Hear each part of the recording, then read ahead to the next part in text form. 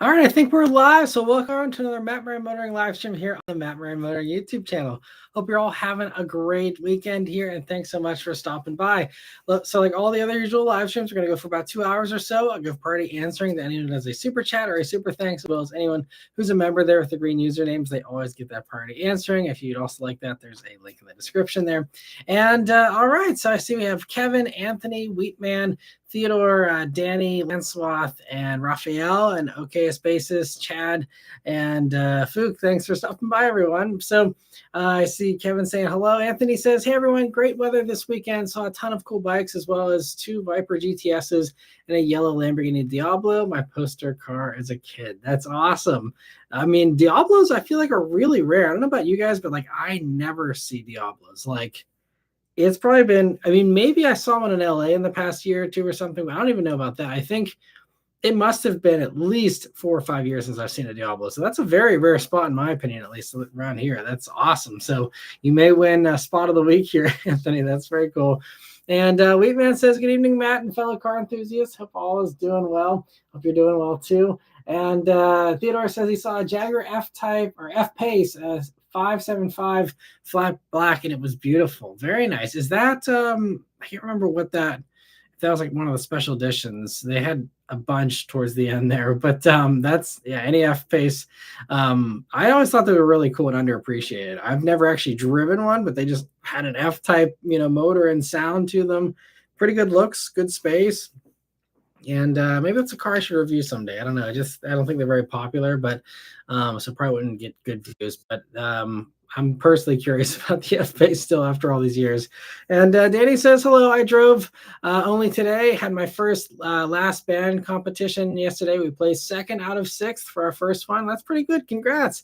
And he says, rare spots are a Mark IV Jetta GLI and a 5th gen Accord Coupe on antique PA tags. That's interesting. I mean, I can't remember 5th gen exactly as far as how old that would be, but antique tags, I feel like, I mean, I guess time has just flown, but I feel like it's got to be at least 25 years old, right, to be on antique tags. That's interesting. But yeah, great spot there. And Lancewath says, good evening, and no spots the second part of the week. All good. Lancewath, thanks for stopping by. And Sean, thanks so much for being a member for 38 months now. I really appreciate, man, over 3 years of support. Thank you so much. He says, found my unicorn, Geo Metro manual convertible in the stock dark pink for sale in Arizona, and I didn't have the money to buy it. Life is cruel. That is cruel. And man, I feel like a car like that would probably take a while to sell to the right buyer. So I don't know, maybe there's some hope that it'll still be sitting there sometime in the future and you can still buy it maybe someday. I don't know. I'll keep my fingers crossed for you. That would be a fun experience for sure. But yeah, that's awesome. Thanks so much for stopping by, Sean. And let me see here. And Danny says he's multitasking tonight, watching this while also finishing my homework for school. Way to go, and best of luck, and don't let me distract you too much. And Raphael, thanks for stopping by. I'm curious to hear how your motorcycle trip went, Raphael, this week. I'm sure you saw lots of beautiful fall colors, and I hope it was a great trip. And OKS Basis says, evening, interesting spots this week were a Lotus Emira and an E60 M5 moving under its own power. that is an accomplishment. I think all those, BMW motors, the naturally aspirated, V8 and V10 from the M3 and the M5, it seems like they, can be problematic. I can't remember what the bearing thing is called exactly, but it sounds like there's aftermarket solutions. And once you get that done, which, is a couple grand, I think, but once you get that done, I think you're pretty much golden at that point. So if you can find a used one that has had that fixed already with the improved aftermarket part, I mean, that still would be a car I'd love to own just because they're so unique, and a car that is guaranteed, even with its spotty reliability, guaranteed to skyrocket in value someday. I mean, because a V10, it's not even just the M5, you get it in the S6 from Audi, the S8, and even that V8, M3 of that generation, just unicorns that, they've kind of bottomed out with their values, but it is, I think, I don't know. Again, not investment advice, but I feel like now would be a good time to pick up those E90s and E60s before people finally figure out, like, we're never getting a V10 M5 again, and that's a special thing that is going to be sought after. They're phenomenal. I reviewed them. Yeah, they're great cars.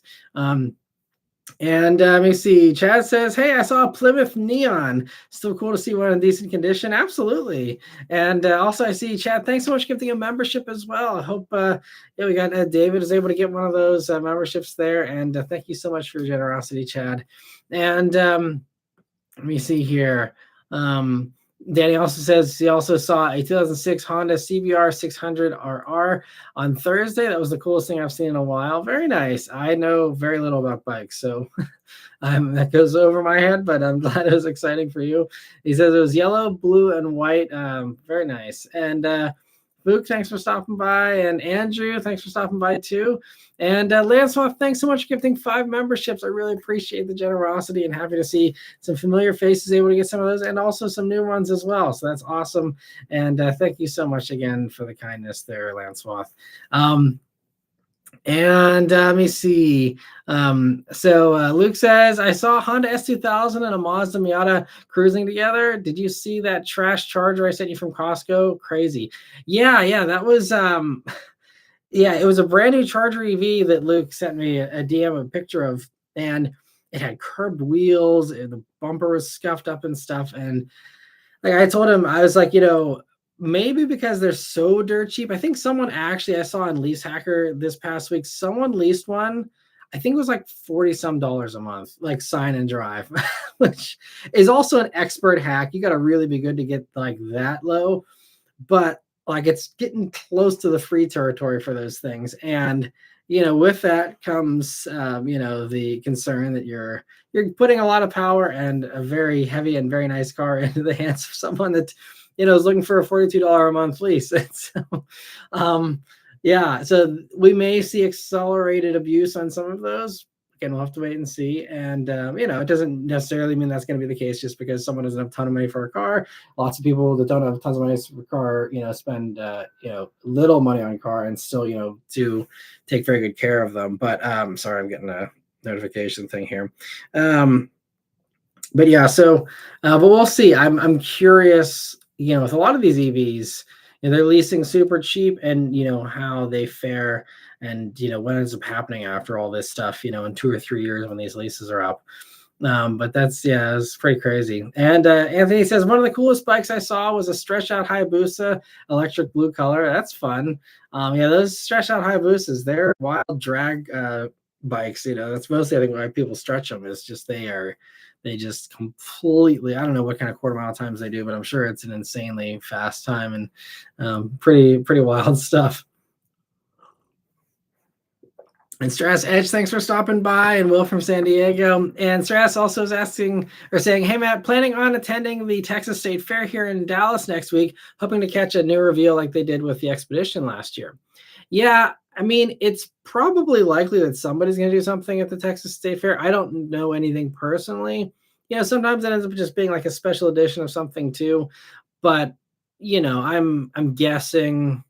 I'm trying to think of what stuff is on deck that would be like ready for a reveal. I guess there's not really. I mean, unless Ford decides to show off like the new plug-in hybrid big trucks that they're working on, that would be the only shot in the dark I can guess as far as what could come then. Otherwise, I feel like there's not really anything else. So I don't know, but I'll keep my fingers crossed for you. Hopefully you see something cool. And then he says, Matt, did you hear the news? The Versa is no longer offered with a 5-speed anymore. Miata is now the cheapest car with a stick, I think. Yeah, I think you're probably right. Because I think BRZ and GR86 are probably still a little more expensive, right, than Miata. And yeah, Versa, I think maybe they just finally sold the last one, but Versa manual production, I believe, ended in May, actually. And so, yeah, it's also not only is it like, just the end of cheaper manuals, but like that's also the end. It's really, I think, the last manual that's not really there to be sporty. It's the last gasp of this idea that a manual transmission, was just there for slightly better fuel economy, for cheaper costs. And, anyone who is familiar with cars from, 70s, 80s, 90s, especially, You know, a lot of people went for the manual, not because it was fun, but because it got them slightly better fuel economy and it was cheaper. An automatic was a big upcharge on a lot of cars. And I mean, that's been the case ever since the automatic transmission has been introduced. And so, you know, a lot of people still opted for the manual just because they were too cheap to go for the automatic. And, you know, that was kind of, I think, the idea behind the manual Versa. You know, it was just about lowering the cost, because that was actually, I think, the cheapest way to get a Versa. And so it's really the end of that era finally. I mean, you know, most of the others have gone out a long time ago, but I mean, you know, we lost manual and Civic, you know, for the non-SI, you know, any non-performance thing, they all went away. Jetta lost it, everybody. And so it's the end of an era with the Versa there. And you know, I mean, again, we still have it all the fun, sporty stuff where people actually want a manual still. But you know, it is just kind of a new era as far as that goes, which is crazy to think about. And let me see here.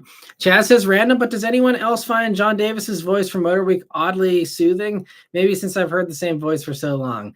I think he has one of the more soothing voices out there, especially in the car world. Yeah, I love listening to John Davis, whether it's, you know, vintage Motor Week stuff or it's, you know, the newer stuff. He is he's a really cool guy. I got to meet him once at the Detroit Auto Show back when they were in the frigid Detroit January weather.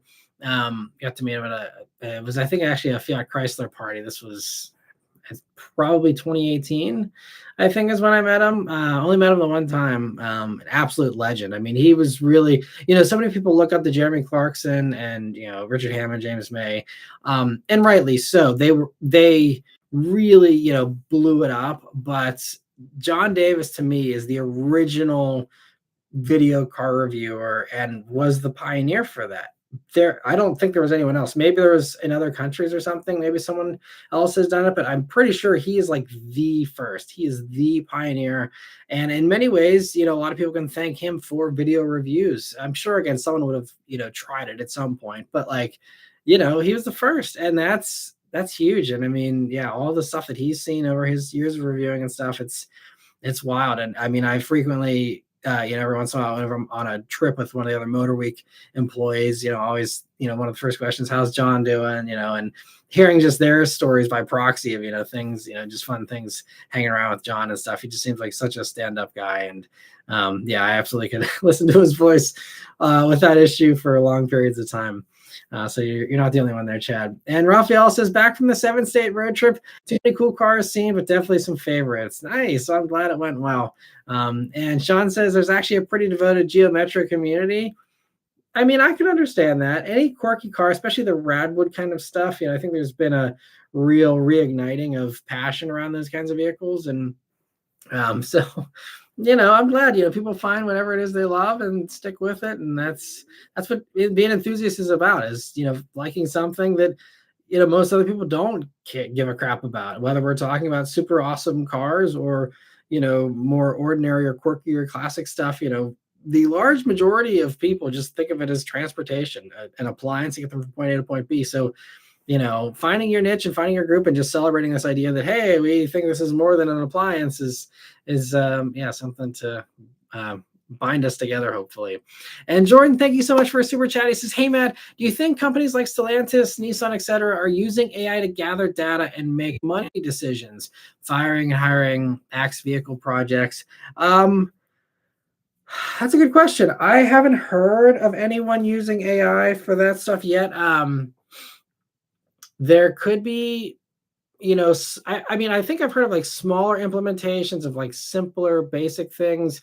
You know, maybe there is some behind the scenes like numbers crunching that maybe has been streamlined a little bit by AI, but I'm pretty sure that, you know, most of the, you know, main decisions are still made by executives, and especially like executives in those home markets. So for example, Nissan, you know, a lot of times it's not even Nissan North America that makes a lot of these decisions. It is stuff that comes down from Japan that, you know, limits them. And there's those types of considerations at play as well. And that also explains why, you know, sometimes we get some stuff that doesn't make very much sense. And you'll actually see in Tuesday's review of the Forester Wilderness, I'll save it for the video, but there's a fun little thing that I learned about like differences between Japan and the US as far as the markets and what they're able to do. So you'll see that soon. But I don't think there's super widespread use of that because I mean, at the end of the day, like, AI is absolutely a tool that, I'm sure a lot of people and a lot of executives use, but the executives still get paid the big bucks to make those hard decisions and to make those cuts and those calls and those approvals and all that. And so I think a lot of that stuff is still, based on numbers, based on facts, but also still kind of going off of the leadership of those people and their gut feelings and directions on stuff. And because as much as you can analyze things, it's not foolproof, and there are certain things that defy logic that end up taking off when maybe they shouldn't have, objectively speaking, but they do anyway. And I think in my own even analysis of this channel and stuff on with using AI and trying to optimize everything so much, like a lot of the reviews that I picked from the car dealerships, the past few months here, I really agonized over, okay, what is the search traffic for this vehicle? What is the review demand for this vehicle? What is the competition like for this this vehicle that's been reviewed? And, and really tried to optimize from an objective standpoint how well this is going to do.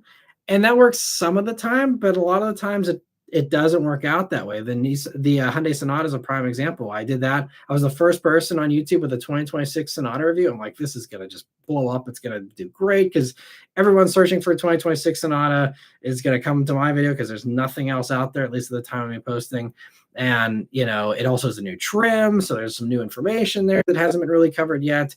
And all these things I thought, okay, this is going to be great. And then it goes nowhere. And there's other times like the V8 Miata video where I was like, okay, this will probably, be a pretty good hit, but I had no idea it would do almost 1 million views.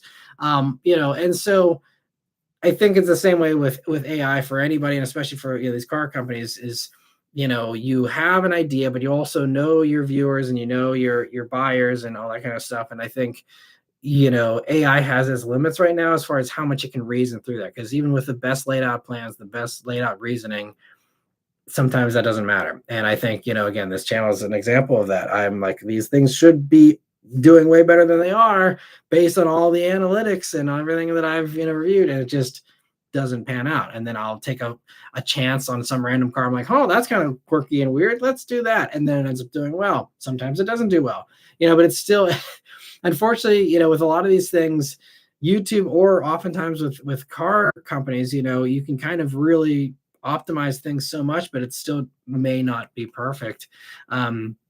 We've seen this in the car world many times. You think about like things that should have caught on that didn't. Like if Buick, for example, would have put in the AI algorithm, if they had AI back then, put in, hey, we want to do a Subaru Outback competitor.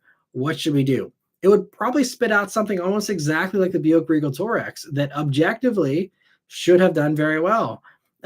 Because it ticked all the same boxes as Outback. It didn't have the same street cred of being around forever, but like it was a better Outback in basically all the ways. Maybe not in ground clearance, but in every other way, it was better. But it sold a fraction of what Outback did. And I think there's those types of things where there's things that objectively, by all logic, it should have done better, and it didn't. And so I think, these executives understand that as well, and they realize AI is great for certain things, but it still can't predict everything perfectly. Great question, Jordan. Thanks so much for asking. And Wyatt, thank you so much for a super chat. He says, what about Corky Buchek from Glorious Nation of Kazakhstan? That song? It goes bing, bang, bing, ding. So I'm guessing you're quoting Borat there. I watched Borat a long time ago. The new one was actually pretty good too. But it's been years even since, because that came out a long time ago, even at this point now. Yeah. Anyway, thanks for stopping by, Itch. Hope you're doing well, and hope you're letting the streets cool off and letting someone else win a race here or there, just to give someone else a chance from your insane Coyote Mustang. And Darnell, thank you so much for a super chat. Thanks so much for stopping by. And yeah, I hope you're doing well. And let me see. Um, so getting back to the member questions here. Vishal says he missed the last live stream, having to be here. His spot was a geometric convertible. Very nice. All right, we got 2 Metro spots here this week. And OK Spaces says also saw a Jaguar XF wagon. I forgot those even existed. Yeah, they are very much rare vehicles. There was a guy around here I used to see on a regular basis, and he's since disappeared. I don't know. Maybe he swapped into something else. But yeah, XF wagons are awesome. That's cool. You saw one this week. And Michelle says the rod bearings in the M5. Right. Yeah. Thank you for the info. Yeah, that's and there are better rod bearings you can put in, and then you shouldn't have any issues, hopefully. And Triton Car Guy, thanks for stopping by from Arizona. And Brian says, how long do you think, Matt, the 25-year loophole will last in the electric future? I'm hoping to grab an Alpine A110 before I turn 75. Well, you have time. I mean, if you think, like the thing I always come back to with any of these transitions, and obviously here in America, it's going to be even slower now because we've really hurt a lot of the momentum, with getting rid of the incentives and stuff. But I think, the average car on the road is 12.6 years old, the average car on the road, and you look at all these other things that are obviously much older that are still driving around. I mean, maybe, there will be legislation that closes that or tries to get rid of that for some reason, but I don't think there's motivation to do that right now. I mean, again, things are so crazy with current events. I mean, nothing's off the table for anything anymore, but I think that would probably be pretty safe, that's going to stick around. And so I'm hoping, because I mean, there's all kinds of cool stuff, in Europe that I'd love to see brought in. So yeah, I don't know when they started making the A110, but you're probably you got like maybe another 15 years or so to go, or maybe it's a little bit longer, but hopefully, because I mean, it's not like anything's going to be fully electric by then, or there's still going to be plenty of gas cars around, even 25 years from now. So I wouldn't worry too much about that. Hopefully I'll be able to get one, because it sounds like it's an awesome car. I've never driven one, but yeah, I agree. It'd be a fun car, I'm sure. And, the OKS Basis, thank you so much for the super chat. He says, what is your favorite random car fact that sounds almost unbelievable? Wow, that's a very good question. Random car fact. I got to think about this. I'm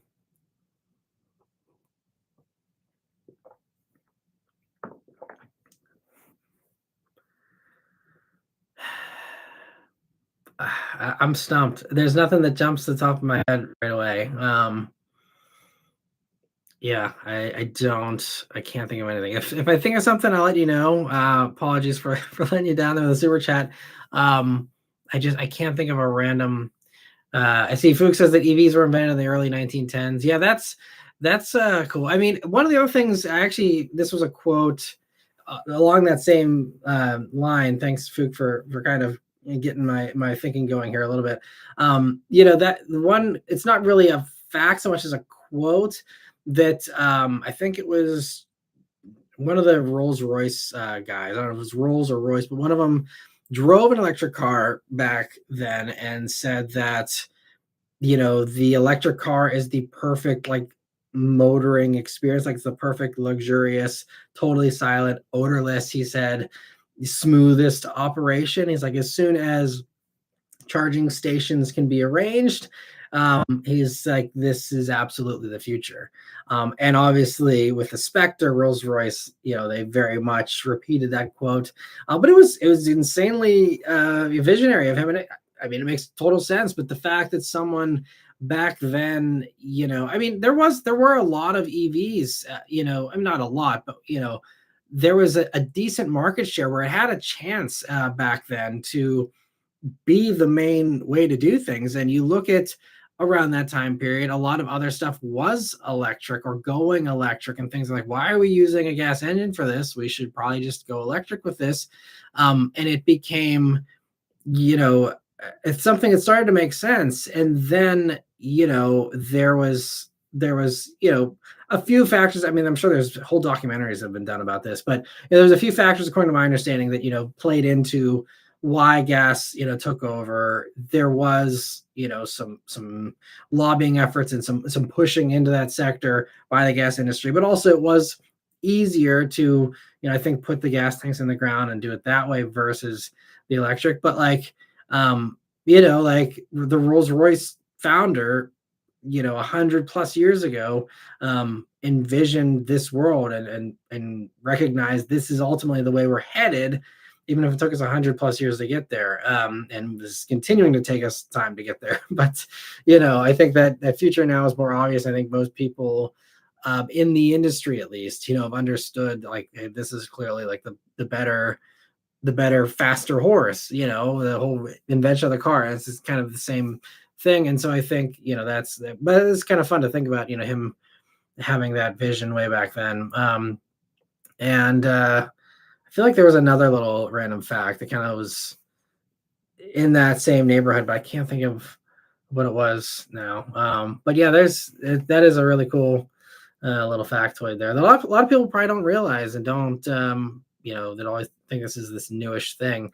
And actually, another fun thing to kind of put that in perspective too. I don't know if you guys remember, it's a really funny commercial if you look up for the first generation Nissan Leaf, and they're like, "What if everything ran on gas?" And it was like, kind of showing how silly it is almost, because it's like, a toothbrush instead of an electric toothbrush. It's like, wow, this has got to be gas, and like, a hair dryer that is powered by a little gas engine. Things where it's like, it is an interesting thing to think about of like, everything we were like, yes, we're going to do electric. We're going to do electric telephones. We're going to do electric this, electric that, like electric gas, electric ranges, electric, all these various things.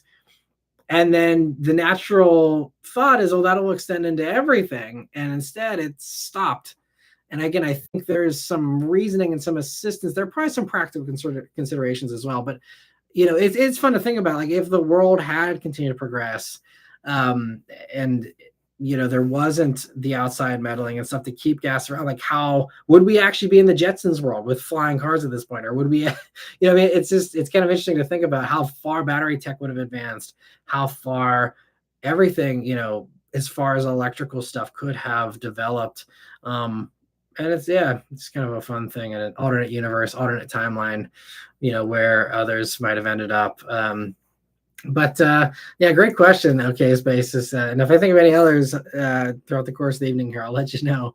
And he has an example. He says the example is the Lincoln Town Car does 60 miles per hour in reverse and does 0 to 60 in reverse 1 second slower than going forward. Wow, that's that's wild. I don't know who figured that out, but it sounds like I've hold my beer moment. But that's pretty wild. I didn't know that. Thanks for sharing. That's fun. I see Darnell has one too, man. You guys are quicker than I am with these. The first speeding ticket was issued to Walter Arnold on January 28th, 1896 in Paddock Wood, Kent, United Kingdom. He was caught driving at 8 miles per hour, which is 4 times the limit of 2 miles per hour at the time. That's really fun. Thanks for sharing that, Darnell. And YH says his is that the government has a car that runs on water. That is a common conspiracy. Yeah. About that.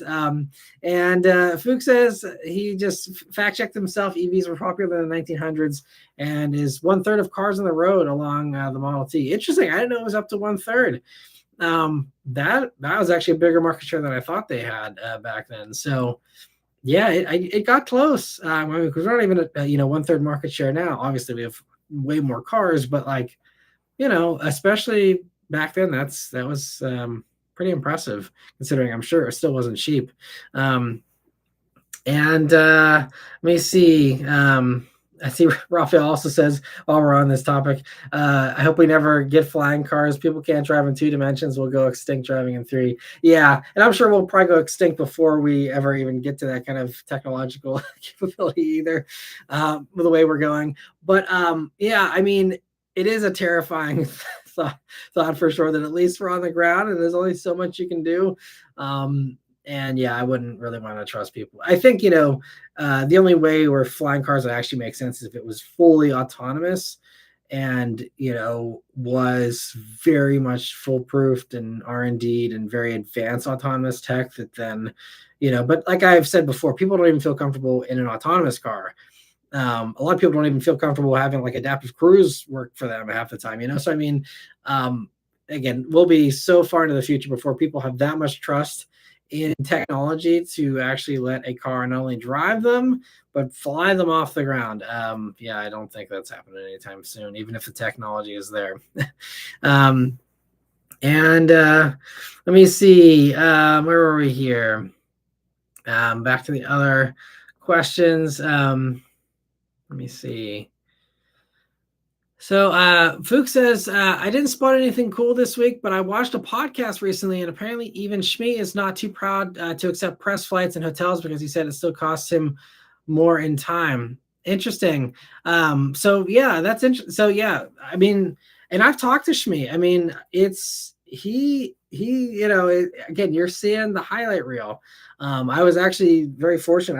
He was my co-driver on the C8 Corvette launch back in 2020 before everything shut down in like February. And we chatted a lot. And you know, I mean, he's a great guy. By the way, I've run into him a few times, thankfully, in the past decade or so.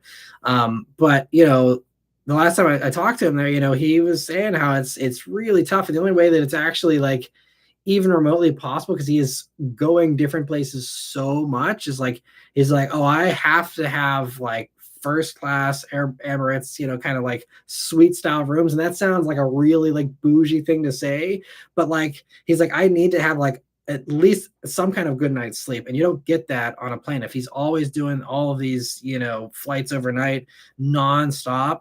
Like you have to get quality sleep at some point, and that's the only way to get it on a plane is if you are in, you know, first class, you know, lay flat kind of seat. And even then, you know, it's debatable if you're actually getting a great sleep. At least it's better than, you know, trying to sleep, you know, with a neck pillow wrapped around you at, you know, sitting upright and stuff. So like, you know, it's yeah, I mean, and so I can totally see. I mean, this was again 5 years ago. I'm sure, you know, in the past 5 years, he's even been, you know, more burned out and he's in more demand than ever. His stuff continues to thrive and explode. And, you know, I'm so happy to see how, you know, he's been able to keep it going. You know, but yeah, I think there's more and more of us that, you know, are kind of wondering, you know, is all the travel really truly worth it? For some people it is. You know, I don't want to speak for others, so I won't elaborate. But I can say I've had conversations with, you know, many other reviewers, and you can also just kind of notice other reviewers that maybe were doing more trips also outside of myself that are doing less now, who have, you know, kind of come to the same realization that I have, and apparently Shmi and others, you know, of like, you know, it's not the, you know, glitz and glamour that Doug DeMuro wants to paint it out to be for all of us.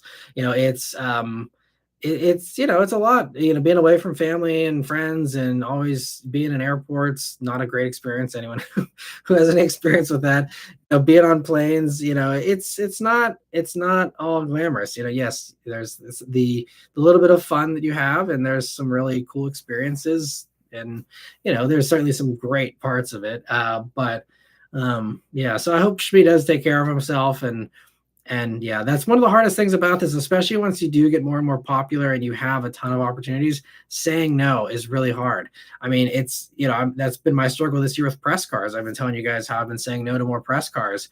And that's really hard to say no to someone wanting to give you a brand new car for free for a week and drop it off in your driveway with a full tank of gas, all shined up and clean.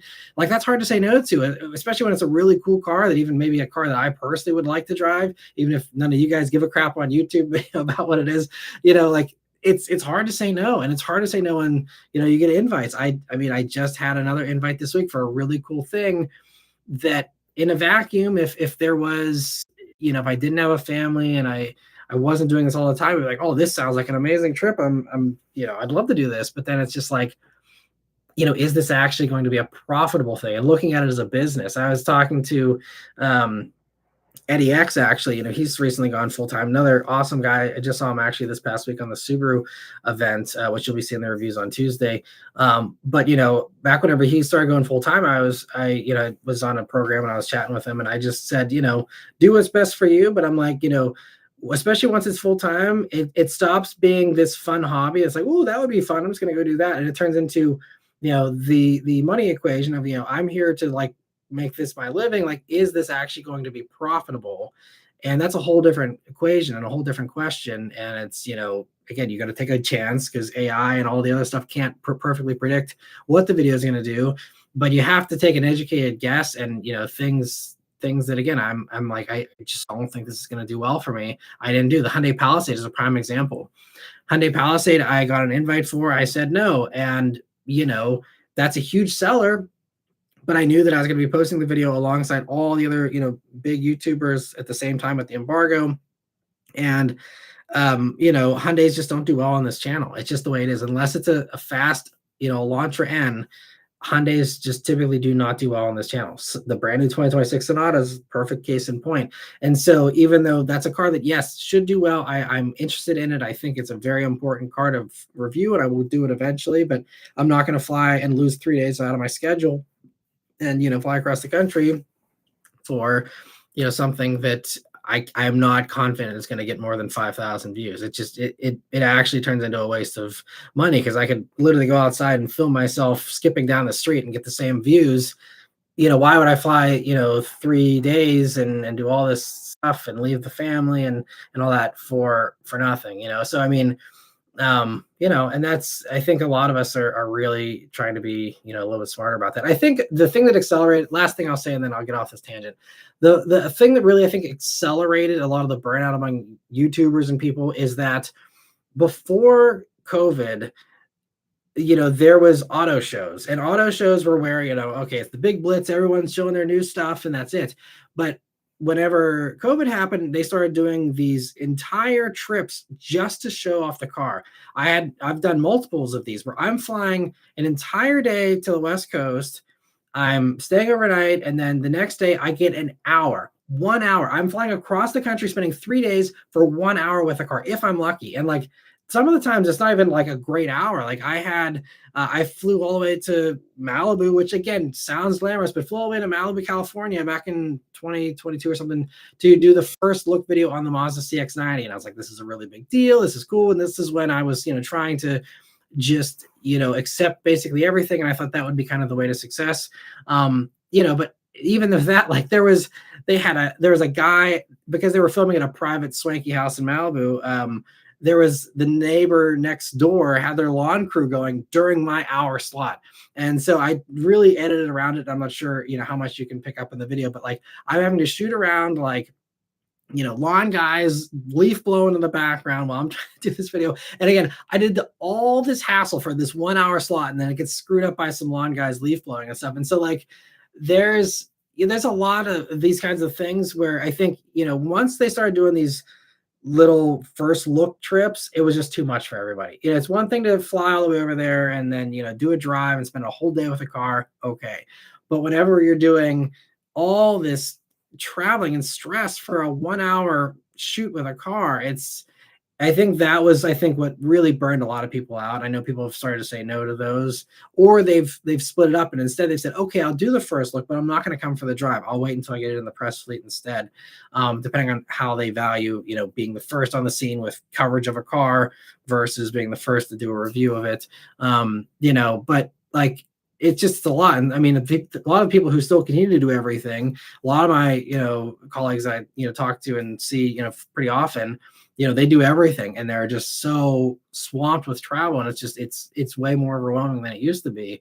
And it takes some of the fun out of it because, these trips aren't special when you're doing one every single week, like some of these guys are, or sometimes they're booked up like every week. They're lucky if they're home on the weekends. I mean, I know people who are living on planes. Like, I mean, there's some people that really go crazy with it and they're very successful. And so they get all the invites and they say yes to everything.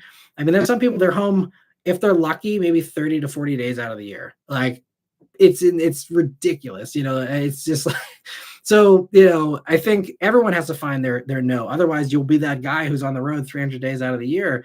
So you got to find where your no is. And anyway, sorry for the very circuitous tangent there, but yeah, I hope Shmi takes care of himself and that he's able to just say no. I think there's times where it makes sense, but there's a lot of times where it doesn't. but he's making all the right choices, it seems, because his channel is doing great. So as long as he's doing well, I think he's definitely continuing to be on the right path there. And Vishal says, took a day trip to Charlotte yesterday and saw a guy towing his Alfa Romeo 4C with his final gen Touareg TDI. Guy has great taste. I agree. That's a cool person. Yeah, it'd be fun to chat with someone like that. And Sean says, I did find a 92 Jaguar XJS with the V12 for sale for about $5,000. That would be tempting, but not sure if it's worth the headache. Yeah, that sounds like a giant headache. It's, a very cool car, but that's one of those ones. I don't know if it'll ever appreciate, because yes, it's a V12 and a Jag, but that's more than just like one problem. Like the BMW stuff, E60s have, a pretty known amount of issues, but I think it's all pretty well sorted out. The Jag's obviously been around even longer, but Jags seem to just have like phantom electric things that, it's never the same thing for everybody. I mean, maybe there's common themes, but it sounds like everyone's always chasing phantoms and they don't know, where the next one's coming. And it just seems like a car you could never, ever depend on. But yeah, I mean, I'm sure there's some people out there that, know them well enough to pick up on the little idiosyncrasies and, you have some semblance of reliability with them and know how to care for them, but it takes a special person. And Danny says the 5th gen Accord ran from 94 to 97. PA antique tags requirements are for your vehicle to be 16 years old and be in good original condition. Really, just 16 years. Oh, that's crazy. I'm surprised more people don't run vintage plates then. Because you probably get cheaper insurance and everything too. Interesting. Thanks for the info, Danny. And Luke says, don't you have to pay for damage after a lease? That's true. Speaking about, the Charger EV getting trashed earlier. Yes, you do have to pay for damage after a lease, unless you buy it out. I don't know what the buyout price is, but yeah. I mean, I'm guessing all the money you're saving on on the lease payments, you can put in a little fund for repairing stuff, I guess. But you're right. I mean, it never pays to trash a car or anything. I mean, you should take care of your stuff, right? It'll take care of you, and yeah, I don't know. I know some people, that's, the way they do things, but personally, I've always been kind of, OCD about taking really good care of my stuff for the most part. But yeah, it's, I guess they'll have a hefty bill there fixing those curved wheels and scuffed up bumpers. And Vishal says, had family in town for the week, went to Charlotte for the day yesterday with 7 adults in the TX, 2.5-hour drive. We really enjoyed the car and further solidified our decision in choosing it over the others. Yes, especially in an instance like that, 7 adults, TX is one of the few cars where you'll actually be comfortable for that long of a drive. So yeah, you absolutely picked the right car. I mean, outside of the TX in the luxury segment, there's nothing else that has a third row that big for adults. So if you want to have better luxury than that, you're going to have to go up to, the actual truck-based stuff. So yeah, that's why I love TX. I mean, they're everywhere around here. I don't know about you guys, but like they sell so well, and rightly so. And Danny says, for any chassis code nerds, the 5th gen Accord is the CD9 and 4th gen is the CB7 for the US market. All right. And thanks for sharing, Danny. Chad says, do you have a favorite or recommended racing league or something of that sort? I know Sentra has theirs, MX5. I like watching the Nürburgring cam sometimes. I don't have time for any of that, unfortunately, so I have no clue what's even available, sadly. My favorite kind of racing that I would like to watch, it's not even really road racing. I love rally. Rally is my first love. It goes back to the Subaru days.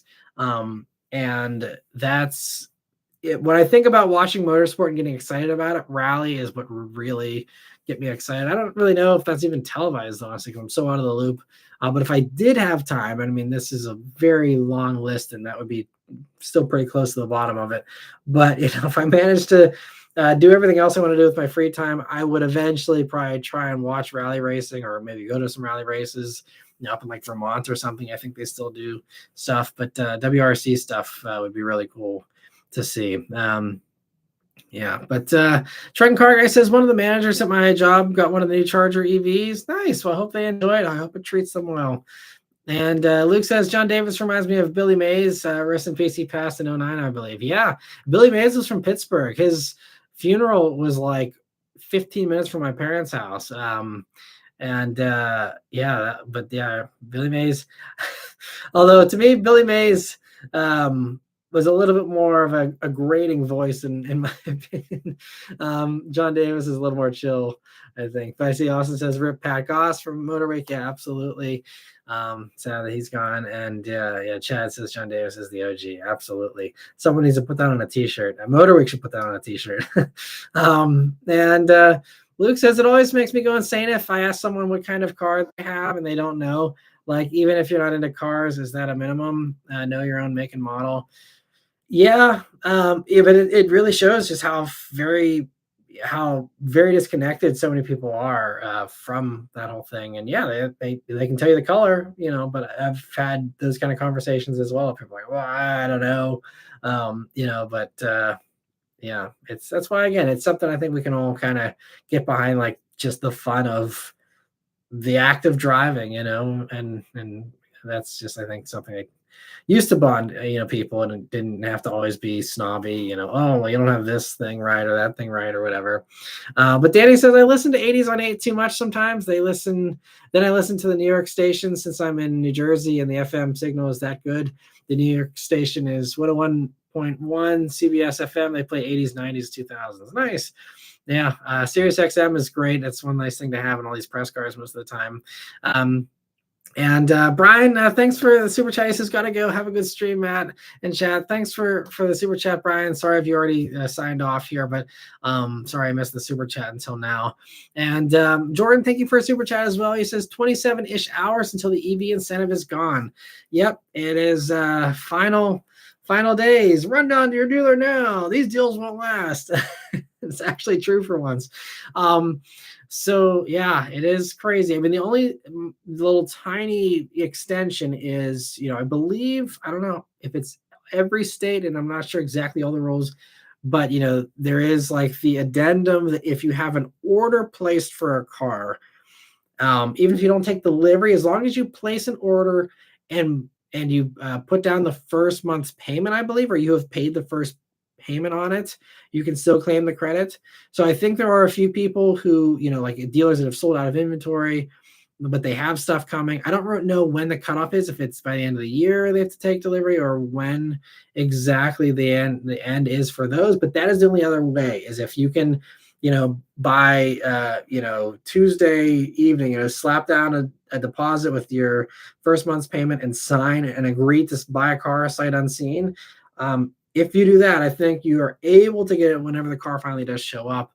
But I'm sure there's a limit to that as well. But aside from that, yeah, there is, no other way here. So, I think that, car companies they're going to figure it out, because it's going to hurt the EV momentum for a little bit, for sure. But I think that especially, it's kind of funny. I think the ending of the incentives, it's going to, again, put a dent in sales initially. But I think that in the long run, when you zoom out on the big picture, I think, the biggest thing, and you can ask any Tesla buyer this, or any of these people, when they first had their first EV, they're like, I test drove it, and then I didn't want to go back. There's so many people that, obviously some exceptions, but a lot of people, that's been the overarching theme, is once you try it, you love it and you want it.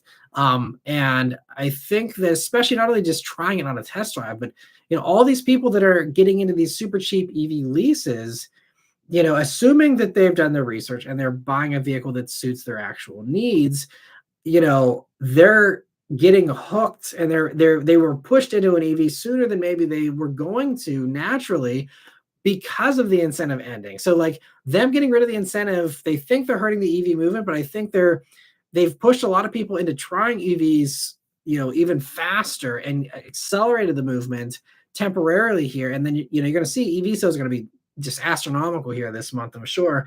Obviously, it's going to crater the rest of the year, but like, those people, I don't think a lot of them are going to want to give it back in, 2 or 3 years when that lease is up, even if there isn't an incentive. And so I think car companies probably, I hope they understand and are kind of predicting this. And I think this is kind of why, I think this is kind of like Honda's plan all along. Like, we heard this week the, confirmation that Acura ZDX is being discontinued.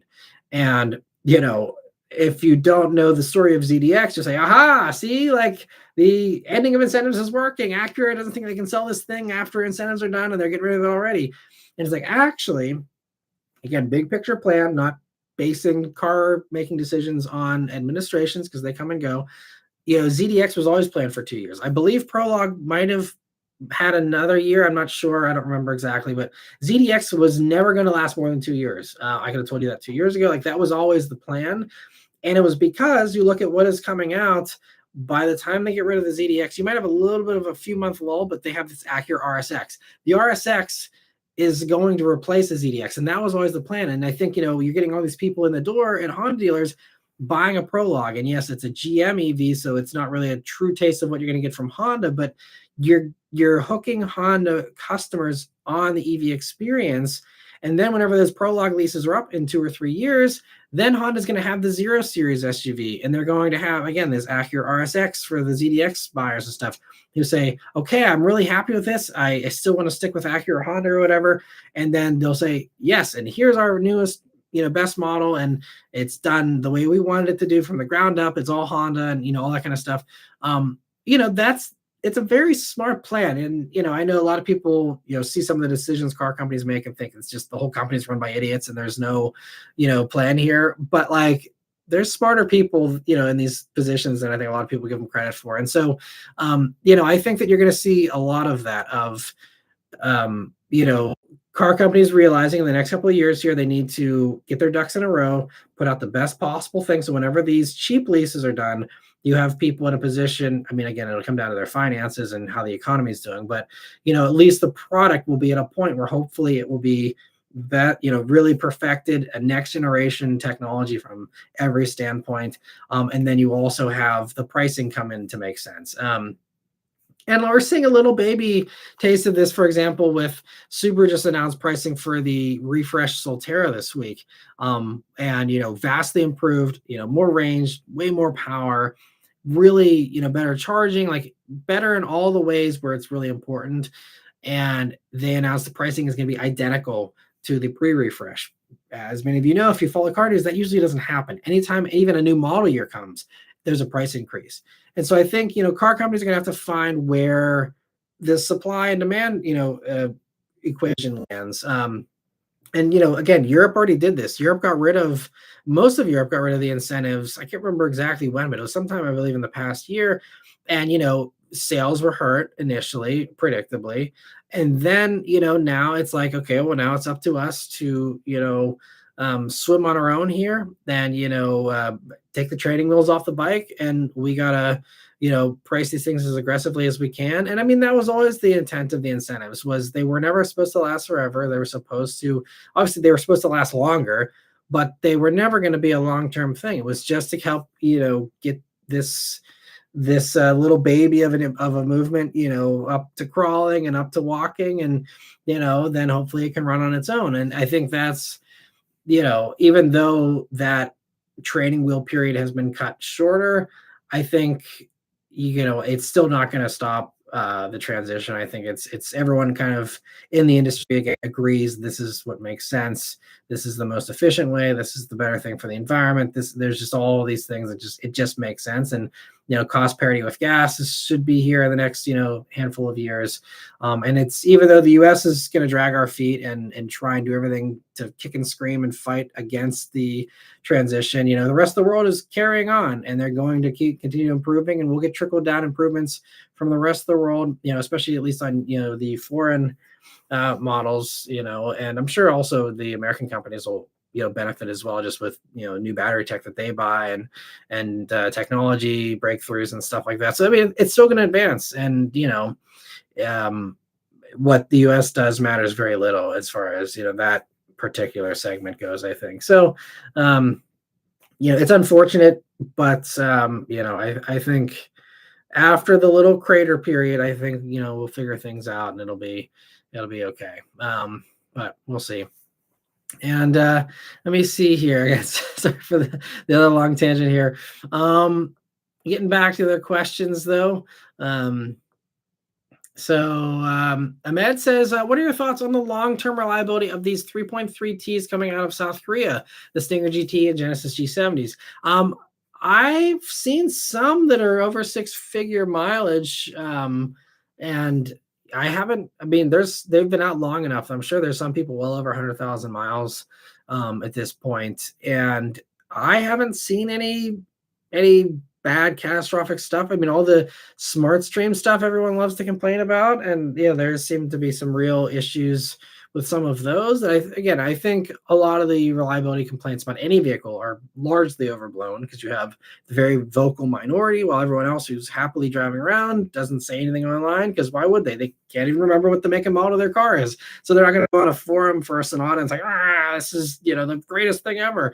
They're only going to say that if, they're getting screwed by their dealer or whatever, So, I mean, I think 3.3T seems to be pretty decent. I mean, the good thing is, that motor is backed up by a 100,000-mile warranty. And especially if you're looking to buy one, try and get a certified pre-owned. I know, especially for Stinger, you might be getting close to the limits of the age on those, where they might not be eligible for certified anymore or much longer. But the Genesis G70, certainly, that is still being produced now. So, in that case, especially if you are worried about long-term reliability, if you get a certified pre-owned G70, you're going to get the 100,000-mile powertrain warranty. And then, they should honor that, and, you should be good at least till that point. Beyond that, at that point, I think it really comes down to maintenance. And, I've seen stuff do crazy high mileage from just about any manufacturer, honestly.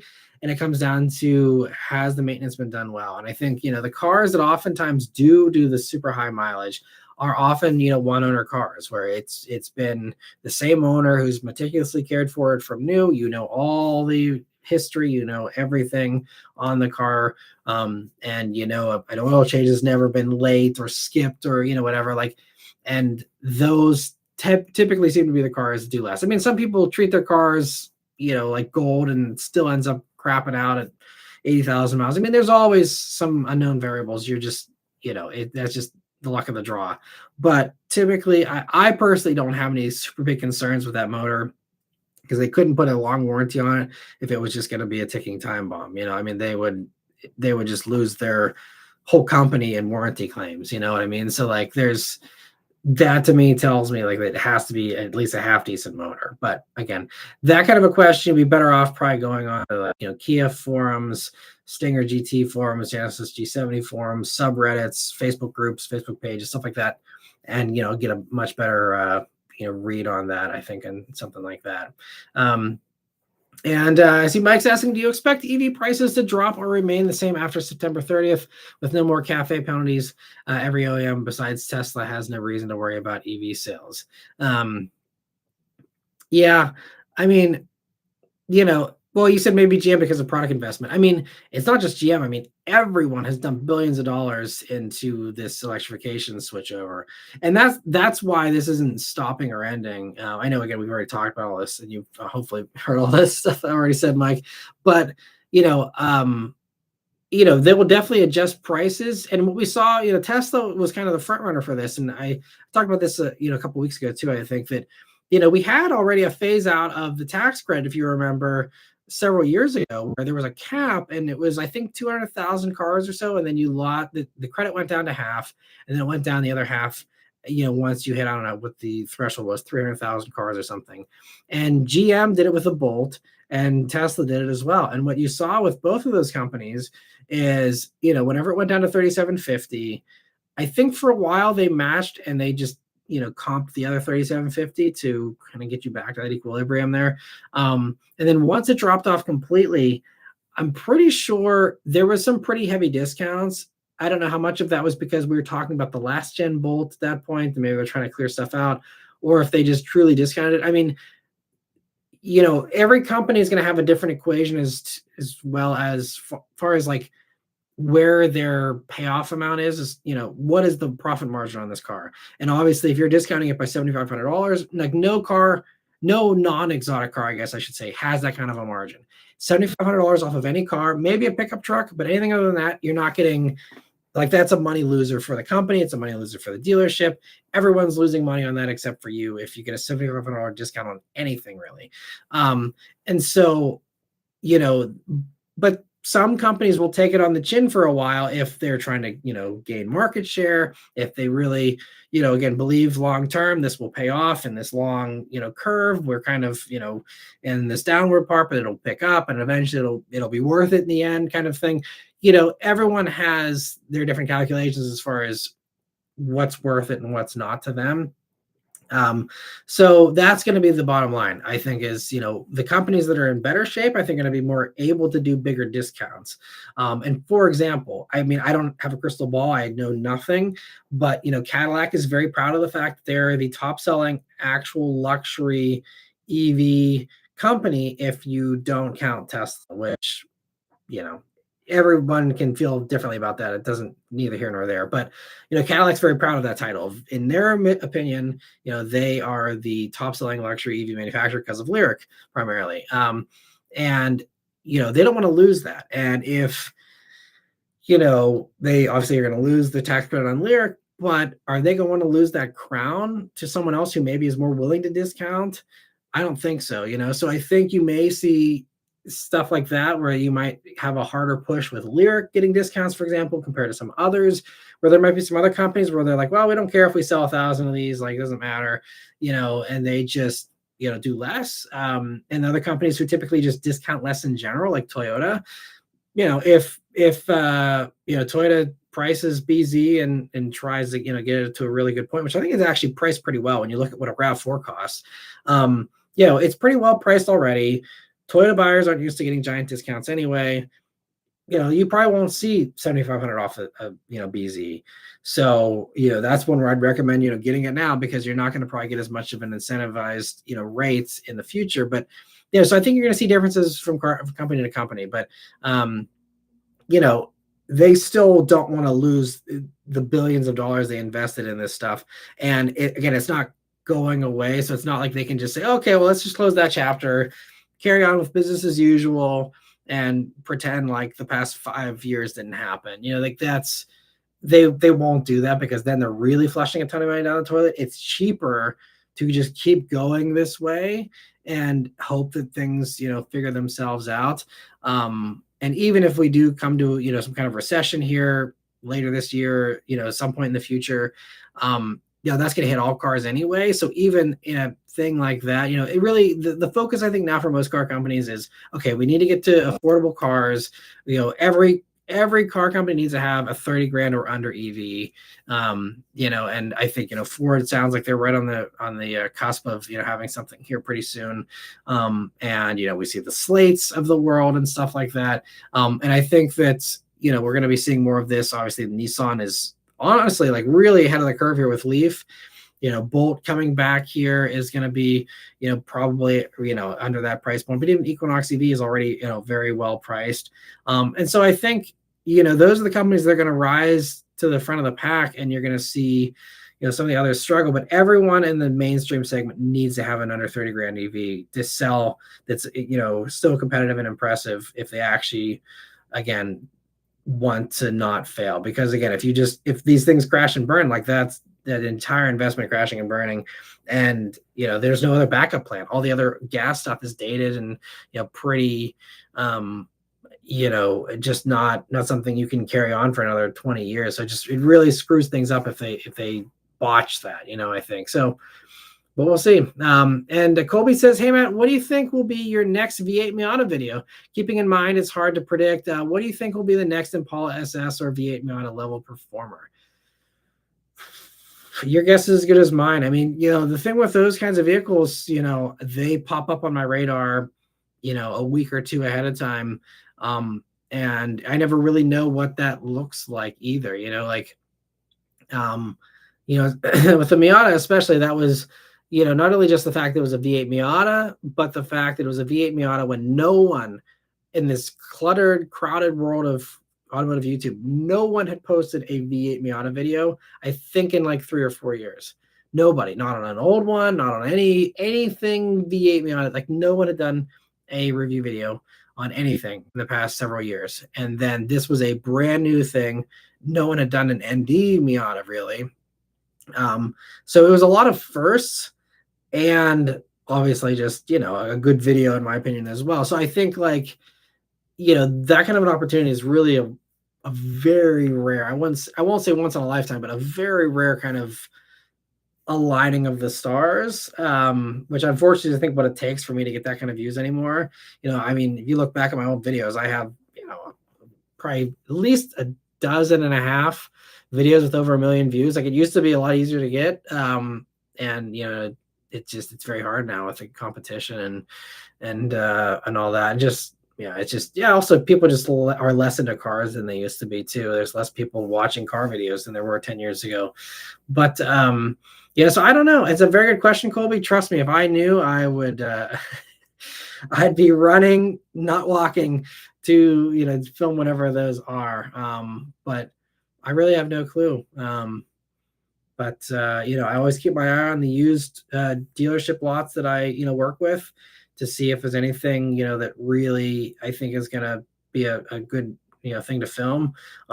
And I'm always, I have a whole list of people waiting for me to review their cars all over the country, that I'd love to get to someday, but none of those, again, seem like million view video, cars. So, like, I mean, there's a lot of really sweet stuff, that trust me, I'd bend over backwards. Again, if it wasn't a business and it was just me going around and having fun, like, I'd be filming all of them already. But, like, trying to figure that out, I don't think there's any of them that are going to be gigantic hits. I could be wrong, but none of them, again, made me want to get out of my chair and run to their parking lot to film this video. It's so it's a good question. It's been my life school to try and figure that out. What is the next right car to pick? It's because I'm only as good as the car I'm in. At the end of the day, I know the 49 people currently in here hanging out with me, listen to me blabber here. You guys obviously are an exception to that, but like everyone else, it doesn't matter who I am. It doesn't matter what I do. It's the car. You click on the car, and so I'm I'm self-aware enough to recognize that and admit that, and so that's why it's just really waiting for the right car to come around and me be in the right place at the right time with the right availability to make that happen and put that into play. But Danny says the Bolt stereo has some great bass to it. I'm starting to realize that now. I'm glad you're enjoying it. And Lancelot says a modern day GNX would be nice. That would be fun to see. I'd love to see. Yeah, Buick have some enthusiast stuff again. I miss the GS, honestly. Even just the Regal GS would be great to see that come back, but that's even a long shot at this point. And Ahmed says, would someone make money if they bought an EV now and then sold it right after the tax credit is removed? No, because, well, first, EVs really depreciate fast, and used anything for EVs, really, it just immediately just drops or like a rock. And with the leasing, that's usually the way to get the tax credit on most of the stuff these days. A lot of the purchasing tax credit stuff isn't very much. There's very few cars that are actually eligible for the full tax credit with a purchase. And I don't remember the rules for the tax credit, but I believe there's a certain amount of time that has to pass before you can sell it. Like, they had a little bit of a provision in there to prevent flipping. Because, I mean, back in 2022, people were flipping cars and making money off of them. But I believe you had to, I don't know how many months had to pass before you could turn around and sell it and still keep the credit. But right now everyone's leasing pretty much. I mean, again, I think Teslas are eligible for the purchase credit. And I think, again, there's a couple other cars. I think like Kia EV9, a few of the others, but like, yeah, it's not really something you can make money on because they just all depreciate too fast, which is why I also recommend leasing as well, because you're just almost always going to end up with negative equity if you buy an EV right now, because they just depreciate so fast. I mean, it's like an iPhone or anything like that. None of these things hold a value. It's another piece of technology. No one pays top dollar for a used Mac, or use this out of the other. All that stuff is very little value, once it's not new anymore. And let me see. YH says faster horses crawl across, maybe. I don't know. He says he's the second fastest staying on the East Coast. That's awesome. And Danny says the Buick GS Sportback was a really good thing that maybe should have sold well. Yeah, but I mean, performance stuff is always a little more niche. So, mainstream appeal, I don't know about that, but like, Yeah, it's a good car though. That deserved to do better than it did. I absolutely agree with you there. And let me see. Why H likes my shirt. I'm glad you like it. This is an old one I got a long time ago. Back when the S550 was brand new. And let me see. So Austin says, you got to be on specs and stats would be a random car fact. That sounds unbelievable. That's true. And Danny says Buick really tried everything in the 2010s. For more info about that, look up the video by Green Hawk Drives titled Buick Really Tried Everything in the 2010s. Interesting. Never heard of that. I'll have to check it out. And let me see here. So yeah, all the fun car facts we talked about earlier there.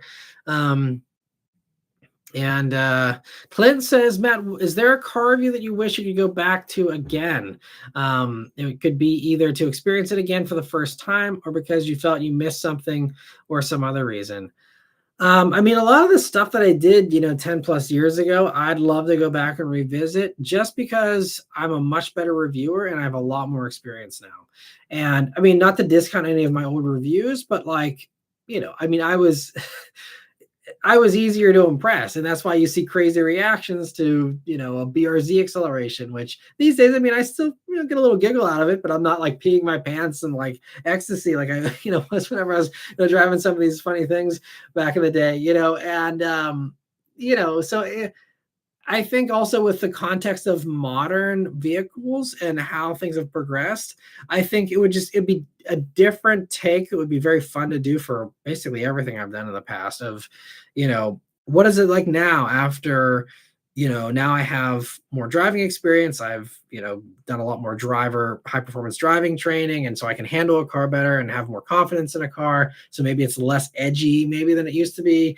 But also just the extra charm that these cars may have now that makes them even better than they were back then because again, we have everything having a turbo 4 and we have everything just being so homogenized in many ways. I think that the quirkiness and the eccentric stuff about some of these things back then that were maybe fun back then but are now extra fun, I think is why we'll see how the next couple of years goes here. And that's why I'm kind of keeping my eye on, this electrification transition. But like, I could just turn into Jay Leno's garage and just do old stuff, from here on out. If, it turns out that, no one wants to watch new car reviews, going forward, or people don't have the money for new car reviews, if we get to a point that's, one of my contingency plans, if we do get to some kind of recession or something where the car market just craters, it's like, okay, I'm done giving car advice for the time being. I'm going back in time and just doing entertainment videos. I've always wanted to help people find a car they'll love, but if it turns out that that isn't something that most people need, maybe in some point in the future, or at least temporarily, that's a very easy pivot for me to make, thankfully, because again, I have so many people that have offered cars and I got so many, dealerships that can give me a bunch of fun used stuff. But that's absolutely, the backup plan is go back and just do everything old and revisit a lot of those old cars, and give a new take on them. But honestly, a lot of those that are that I did back then, it's hard to find nice examples. A lot of that stuff these days, I mean, like there's very few Chrysler Crossfires, for example. Like that's a car I reviewed way back when. It'd be fun to review again. It's quirky and goofy. I liked it even back then, but it's just like, where are you going to find a nice clean Crossfire? There's probably very few of them actually left in great running condition and stuff.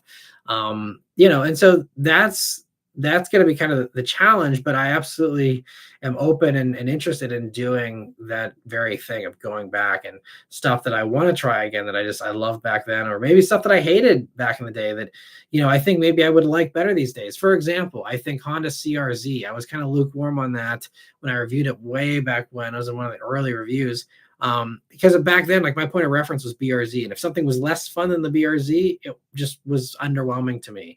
NC Miata, another one where I felt very lukewarm. I wasn't super impressed with NC.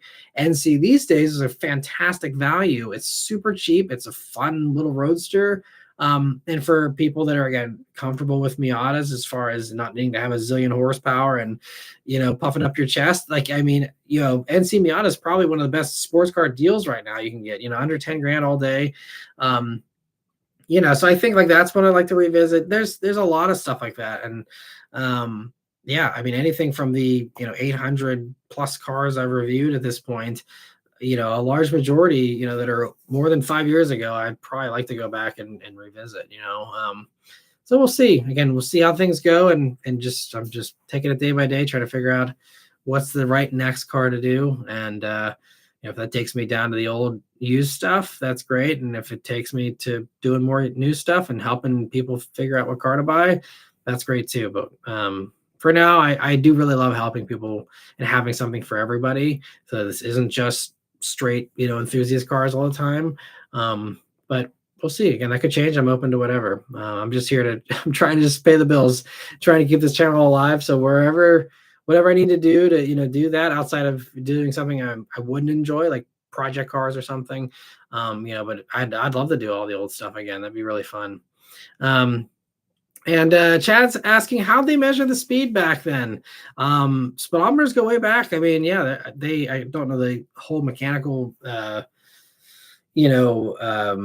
mechanics behind it, but yeah, that's definitely something they did back then. As far as how cops measured, if that's what you're asking about, the fun fact there about the speeding ticket for 8 miles per hour, it was probably a distance-based kind of calculation of like if you got from here to here, in certain amounts of time, they could probably figure it out that way. I don't know.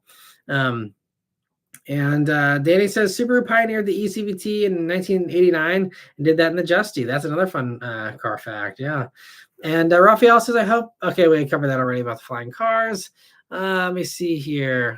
Make sure I didn't miss any super chats. TFI, thank you so much for being a member here for 13 months. Really appreciate it. He says, peeing your pants and acceleration reactions is what pays the bills. Fair point. You're right. That's the thing is that's a very elusive goal. If that's, I don't disagree with you. That absolutely does, get the people, to enjoy the videos. But it's just, again, that's hard to continue to up the ante on that, because to get the kind of reaction I got in a Honda Civic Si 13 years ago, I mean, if you watch, which is kind of surprising because the craziest reactions I've had recently have been in vehicles that haven't done very good views. Primarily a lot of these high horsepower EVs where I'm like, holy crap, this is super fast. And a lot of these, just very high horsepower vehicles that are very expensive and stuff like that, stuff that doesn't usually get very many views. Aston Martin Vantage, that's another one. Like if you know me, I love Aston Martins, and an exotic car and a rear-wheel drive one with a boatload of power, over 600 horsepower. That's a recipe for a good time, and I did not disappoint in that reaction. And that video has 11,000 views. I mean, again, maybe it's a little unrelatable. People are like, oh, another exotic, yawn, and like people are just tired of seeing that content from other people. But like that was the most special car of the year for me. And like that was very much, I was excited the whole time. I was geeking out. I was, on cloud 9 doing that review the entire way from start to finish. And, relatively speaking, nobody watched it, so, there's a limit to even that. And that's why, I kind of have sided with Roman from TFL. He told me this a long time ago. He's like, look, we just throw stuff at the wall and see what sticks. It's like you never can predict it. It's like, you agonize. And so many YouTubers say the same thing about so many videos, not even in the car world, but like people agonize over videos and they do nothing. And then the videos that you don't think twice about, you're like, oh, whatever, I'll throw this up. Huge views. Another one that I thought would be gigantic views, I thought was going to be a 1 million view video, was the Back to the Future DeLorean. That was another one of these like perfect, alignment of the stars thing. I made this awesome connection to a guy who was willing to let me review his DeLorean Back to the Future replica. I set everything up so that the video went live on Back to the Future Day in 2015, which was like the actual real day from the movie, and like there was everyone all over the world was having, Back to the Future celebrations, and maybe that buried the video because there was so much Back to the Future content that day. I don't know, but like I was like, man, I'm hitting this on the jackpot. This is like the exact right day. Like no one else has done a Back to the Future DeLorean review, like a real review, like I'm like, this is going to be a gold mine. And I don't know, I think maybe at this point it's maybe up to 40,000 views, which over the course of this amount of time, again, me going out and filming a Honda CRZ's got, I don't know how many hundred thousands of views in very ordinary cars that have way more views than that. But that was another one where it's like, oh, this is gonna just, I'm gonna be a millionaire off of this video. And then it's just like nothing, you know. So and that was another one where the reactions, I wasn't, you know, peeing my pants over the acceleration, obviously, because I wasn't actually going back to the future. I couldn't hit 88 miles per hour. But like, you know, the reactions on other people, I had, you know, the camera facing obviously outward, like it always is angled. And you can see people just driving by, just gawking at the car. And that alone was hilarious. You could like put the video on mute and just watch everyone that's like losing their mind driving past. And it was a fun video. And I'm like, you know, there's no way this video does badly. And then it does badly, you know? So, yeah, sometimes it works out that way where, you know, acceleration reactions do dictate it, but, a lot of times it doesn't. So it is what it is. Again, it's just one of the quirky things of this job. Let me see. I see Austin also saying he'd vote for the old school cars, ice only. And I mean, yeah, it could end very well going that way. We'll see, you know, what ends up happening here.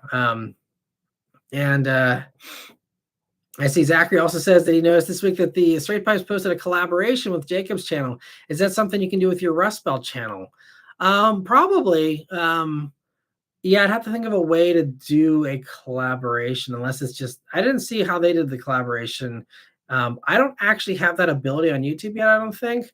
I don't know if I'm just not a big enough channel to get that early access or what the deal is.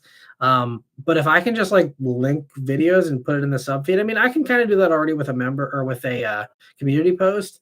You know, just say, hey, here's, you know, the new junkyard thing. But I don't want to like, I'm so leery of scaring people away from this channel anymore, because it's very hard to get views on this channel, and, you know, cluttering up anyone's sub feed with, you know, the Rust Belt stuff. I mean, I made the announcement, I shared the first video, you know, I am up to about 800 subscribers on that channel.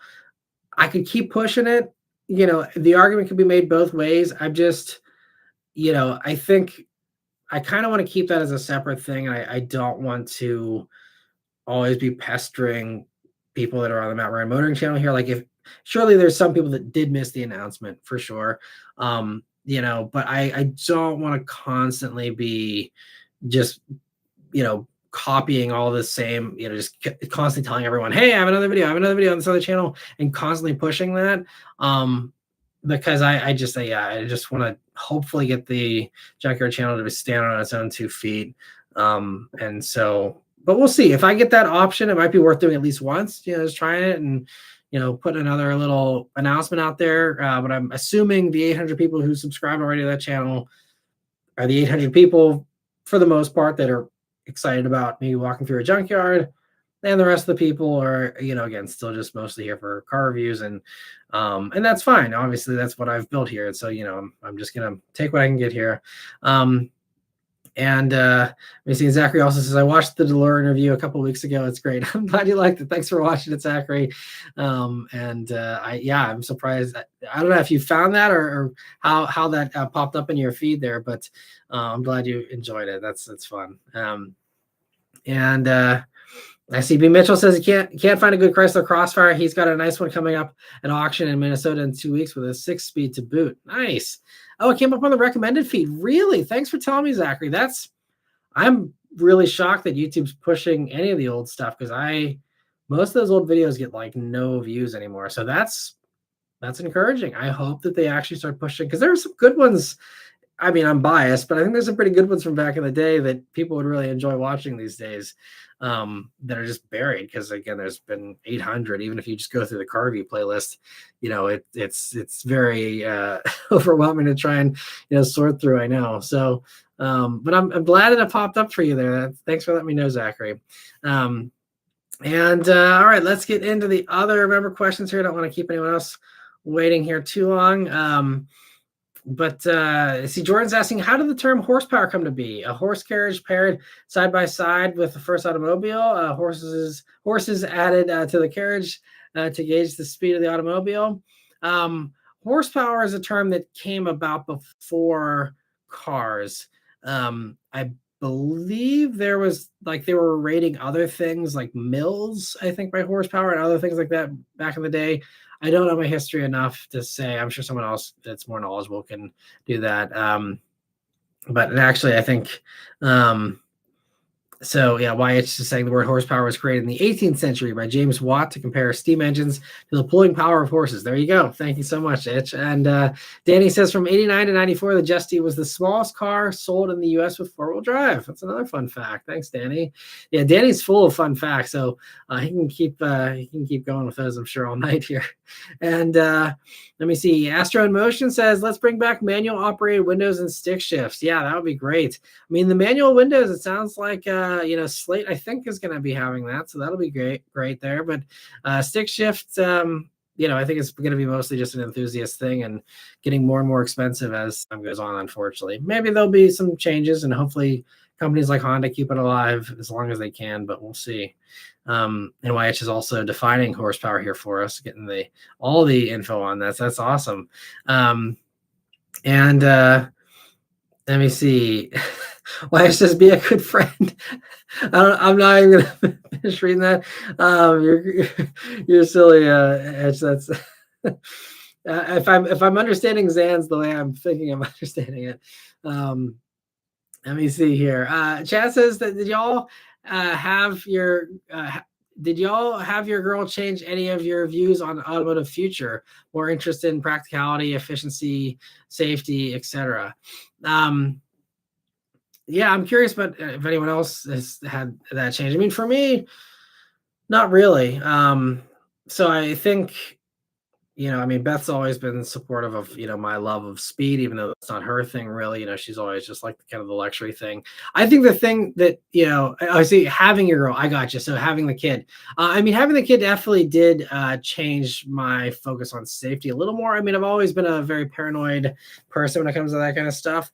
So I've always worried about safety, but now it's really, it's paramount. It's still, as much as there's a lot of things also that we like about like the Cadillac, for example, and all the others, that's one of the things that I really love about EVs and the EVs that we've picked, between the Mach-E and the Lyriq here to own, is that they are, very safe vehicles. The Lyriq actually isn't an IHS Top Safety Pick Plus award winner or anything like that.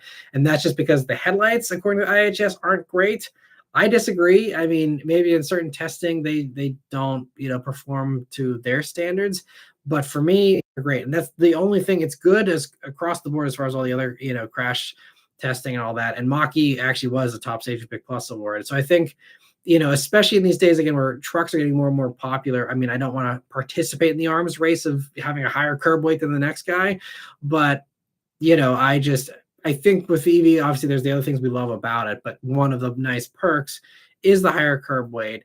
And also the fact we leave on all the safety tech and all that other stuff. So hopefully the car will look out for others as well. And obviously, knock on wood, we're very good and careful drivers and considerate and all that. But, I think that's one of the things we love is, they're safe vehicles, and knowing that Cadillac is a 6,000 pound sled, that, just helps me to feel a little bit better. Because we even just had just this past week, there was some I think 19-year-old girl who passed away from a car accident nearby. And it's to me, safety is just really important. I know a lot of people roll their eyes at that, especially enthusiasts. And again, everyone has their different risk tolerances and risk profiles, but for me, there's nothing more important, especially now. So that's why, for me, it's always, no matter what we get, if there's ever a car, you're like, I wonder if Matt's gonna ever get this car. Is it safe? If it's not, it's gonna be a no. Even the Fiat 500e, it's light, as far as EVs go. It's only 3,200 pounds, I think. But it has a ton of airbags. It actually did very well in the Euro NCAP, crash testing. For its size, is actually a really safe vehicle. And I'm only driving it, 1,500 miles a year or something too. So lower risk because I'm not out in that car all the time either. But, even with that, it was my way of getting a small car, having a decent curb weight, that's on par with the average Honda Civic at least, and things like that. And have something that still has, all the European safety stuff and is very well engineered for all that. Obviously it's no Volvo or anything, but to me, that was, again, where my risk tolerance landed for what's comfortable for me, especially for a car I'm not going to be driving my daughter in. She's never ridden in it. I think, eventually maybe she'll go for a ride in it at some point here, but for just me, and being very much a defensive driver, especially in that car, and having all the modern stuff, it still to me is safer than being in something that's older, that has less airbags and less weight and all that, but yeah, that definitely did change things a little bit. Having a kid changes a lot in your world. At least for me, it did. It definitely, your whole list of priorities, car wise and otherwise, just completely gets rewired, and I think there's a biological component to that as well, of wanting to protect your young and all that kind of stuff. But let me see. Austin says, I miss auto shows. It was a fun way to check out new vehicles without any salesman pressure. Yeah, I mean, at least it seems like, I don't know about where you are, Austin, but at least around here, the regional one still happens once a year at least. And it's still a shadow of what it once was, but most of the main brands still come out. But I agree. I think it was always the best way to kind of, figure out what you like just by sitting in a bunch of stuff. And it was very efficient. You don't have to go to 15 different dealerships over the course of a Saturday. You just go to the car show in the morning and sit in everything in the course of an hour and you're set. It's great. So I hope that kind of car show always sticks around, even if the international debuts and all that kind of stuff isn't going to come back. At least hopefully the regional ones stay. Let me see. Wiley's giving us an update here on a football score. So yeah, if anyone's been watching that, hope your team's won or whatever. I'm completely out of the loop on all sports stuff, so I can't participate in that conversation, unfortunately. Tastebud says, new tire week. Hate to spend the money, but love to get the grip. Yeah, and tires are super important. So good on you for getting some new tires there. And that's another safety thing that's people often overlook. The amount of people that run crap Chinese tires on their expensive cars or any car, it's that's not something. I know, again, not everyone can afford to blow $1,000 on tires, but that's literally the only thing connecting you to the road, and you don't want that to be trash and have crappy grip, because that extra grip could be the difference between your panic braking stopping you in time or not. So yeah, I will always go to bat for tires. Very important. And let me see. Vishal says, I miss auto shows as well. I remember it was exciting to see everyone's coverage and all the different cars shown there. Yeah, it was a fun time. I enjoyed going to them and filming them, back in the day. And, it's just, for me, it's an uphill battle these days with the few that are out there, because again, it's just so much competition. I was at New York and just, most of the videos didn't get too many views, but it was still fun to cover nonetheless, And Lorenzo says, hey, Matt, my sister is looking for a 2020 to 2022 BMW X3 3.0i. I want to recommend, she also looked at the base Porsche Macan, same years. Do you think maintenance costs would be a big difference with the Porsche? I don't know offhand. My gut instinct would be yes, Porsche will be a little more expensive. Will it be wildly more? Probably not. I mean, we're still talking Macans. It's still a pretty bread and butter common vehicle that, if oil changes were crazy expensive, everyone would just go buy a Q5 instead, So I think, it's probably a few bucks more, but I don't think it would be a gigantic difference. I think it's just, you're paying a premium for the car. So that's going to really be the deciding factor to me, in my mind, is, what a 2020 to 2022 X3 goes for versus a 2020 to 2022 Macan that's comparable. I mean, you're paying a lot more typically, but if you're able to, spend that, if she's able to spend that extra money, it comes down to an emotional purchase at that point. The Macan is fine. I've reviewed the turbo. I haven't done the regular ones, but Macans are good cars. Porsche is pretty good reliability wise. I still get nervous about, older European vehicles. So I would recommend an extended warranty if you're going to buy one that's older and you plan to keep it for a long time. That's money well spent, because, those cars do have things that are over-engineered that can break and can just go, haywire a little bit sooner than stuff that's less, technologically advanced. So that would be my only thing. X3, is the same kind of concern, really, maybe a little bit less so. But any European stuff, I usually say they got like a 5 year expiration in my mind. Beyond 5 years, you're really rolling the dice. And I would want an extended warranty for anything that's that age or older. So hopefully that helps you a little bit there. And if you want to just hear my thoughts on Macan in general, not so much the powertrain, but the other parts of Macan, I believe the Macan I did, I think it was like a 2018. I can't remember exactly. But I did review a Macan. Probably not going to be exact fit for what she's looking for. But if you want to hear my thoughts on Macan, definitely check that out. I did also do I think it's 2021 X3 3.0i. I did review one of those, so all my thoughts are going to be in there for that. If you haven't seen that already, or if she hasn't seen that and she wants to see car reviews, I did cover both in a way, so definitely check those out. And hopefully the info in there will help her decide what might be the better choice for her. But maintenance wise, I don't think it's going to be a giant difference. Probably a very minor upcharge. And if you're comfortable paying the premium for the Macan anyway, you're probably going to be comfortable paying the premium on the maintenance and parts and all that as well. And Wheatman says, what have you heard about the next Honda Civic redesign? I've seen some AI renders on YouTube and it looks very sporty. Yeah, I haven't heard anything. I've heard zero. And that car still is a few years ago in my mind. If we're talking a typical 5 year cycle, we just got the refresh this last year, really. So, I think you probably, because they came out in 2022 model year. I mean, I guess we could see it in 2027 model year, which would be next year. I've heard zero. And I think the trend you're seeing also with sedans in particular is, we saw this with Camry where it's some stuff's changed, but largely it's the same car underneath. I think that companies are starting to see more success with stretching out generations and feeling less of a need to do an all new generation, especially for a car that's selling really well. RAV4 is another one. RAV4, it's new styling, new interior, but it's the same dimensions and very much the same kind of platform underneath, and so cars like that, and I would, say the Civic certainly falls under that.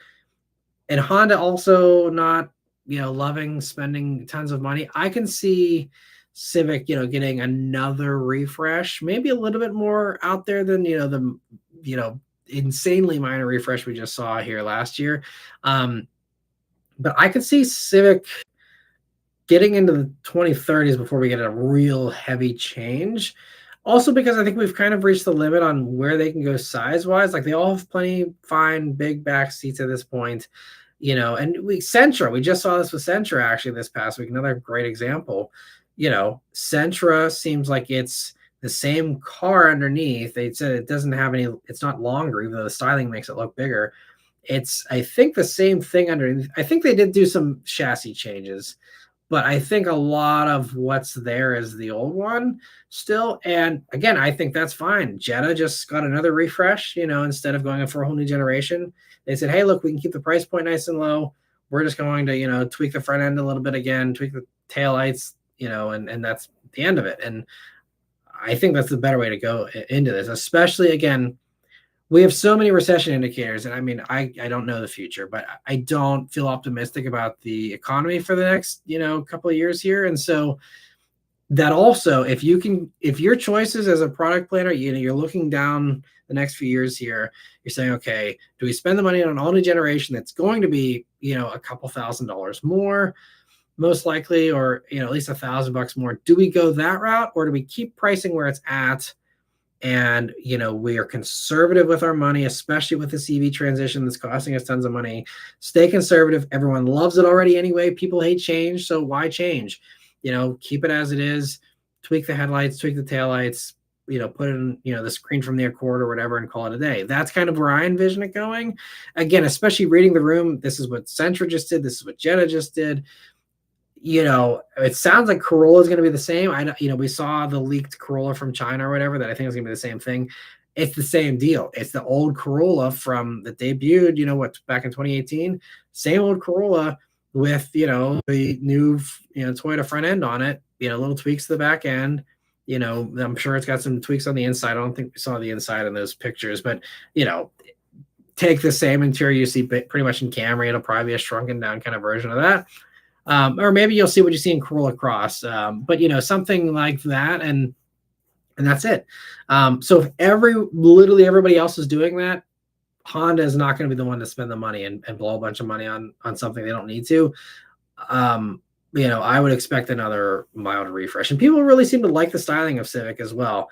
So if you've seen an AI render that makes it look crazy, I'd be inclined to guess that that's probably inaccurate, because any AI render is going to be a complete crapshoot as well. Because, unless someone has intel that I don't have, and I'm guessing AI rendering kind of videos and stuff probably don't have the inside info on that. If Automotive News is saying that or something, I'd be more inclined to believe it. But if it's just, people having fun with, seeing what AI can do with a Civic to do something crazy, I probably would say that's probably not going to be what you'll see in reality. But, anything's possible. We'll have to see what they do.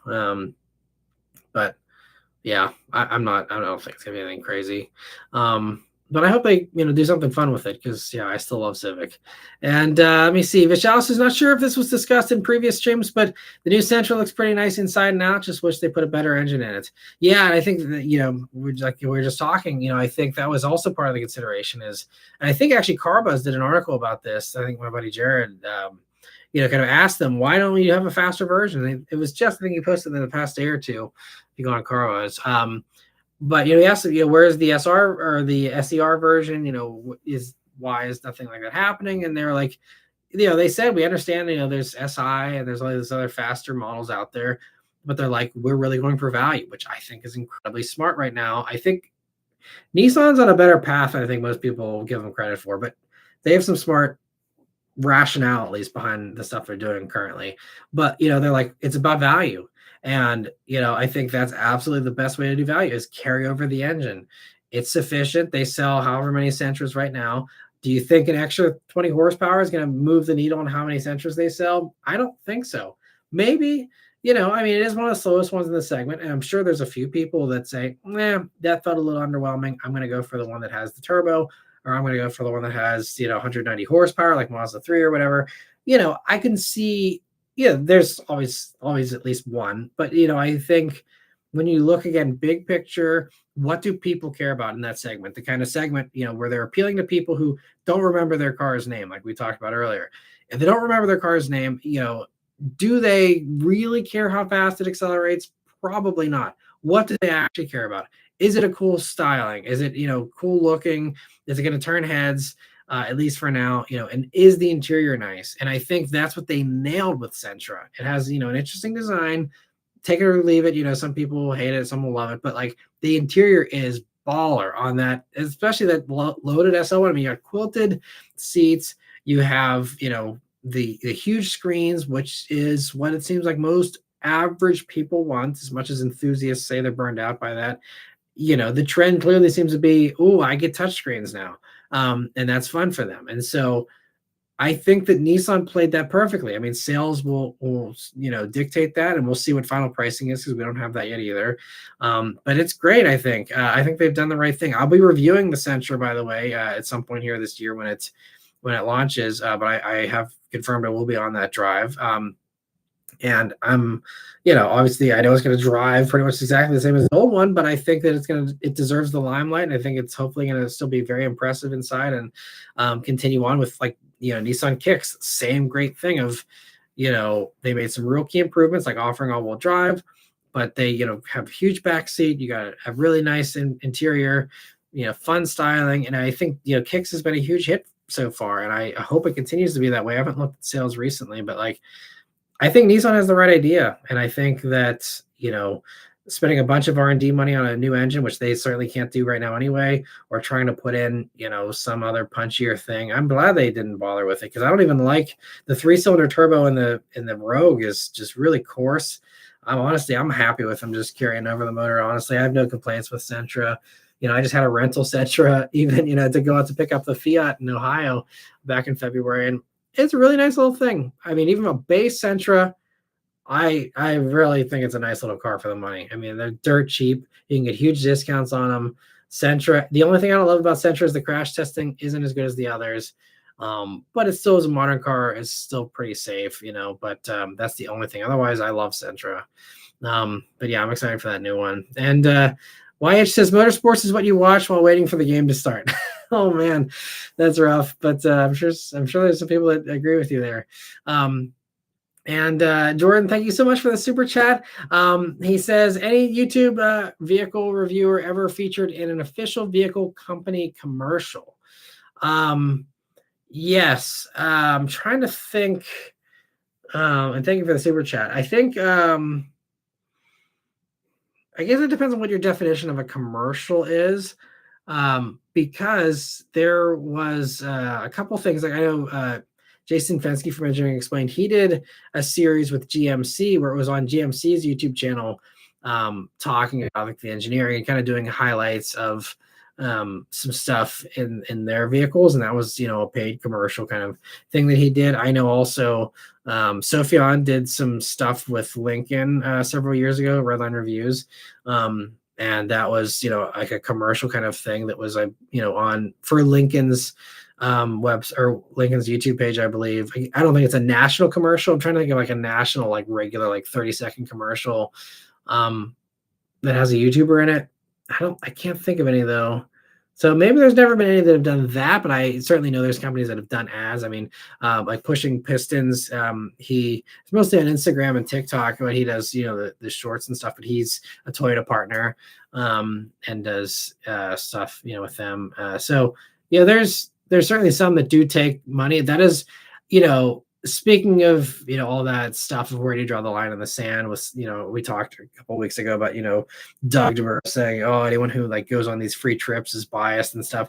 I think for me personally, as much as I could use the money, like that's one thing I've never even been offered, but like if a car company wanted to pay me for commercial stuff, it's one of those things where you clearly say like, yes, this is a paid video.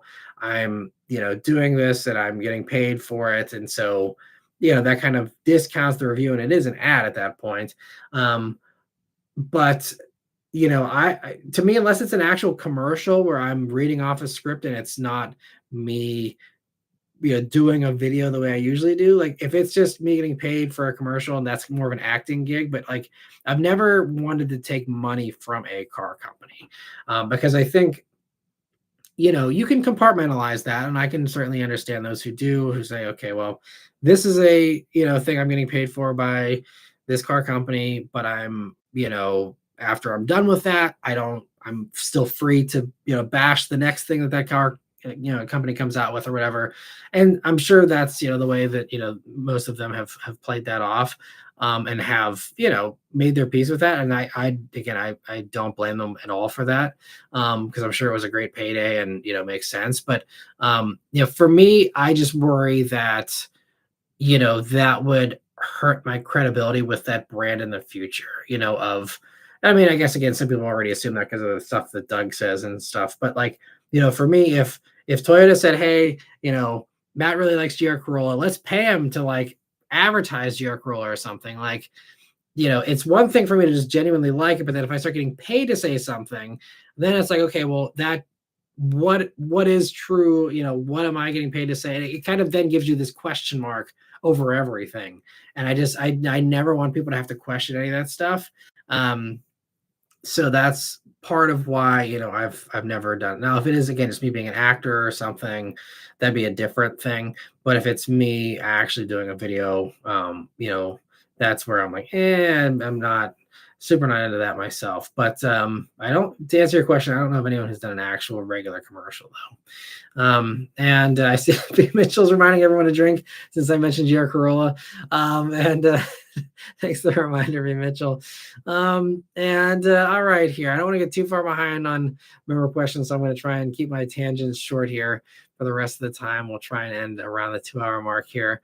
But let me see. Chad says 25 Tiguan moved the shifter to the steering column to make room, then moved the multi-purpose button / scroll knob where the shifter was taking your eyes off the road for something you use more often.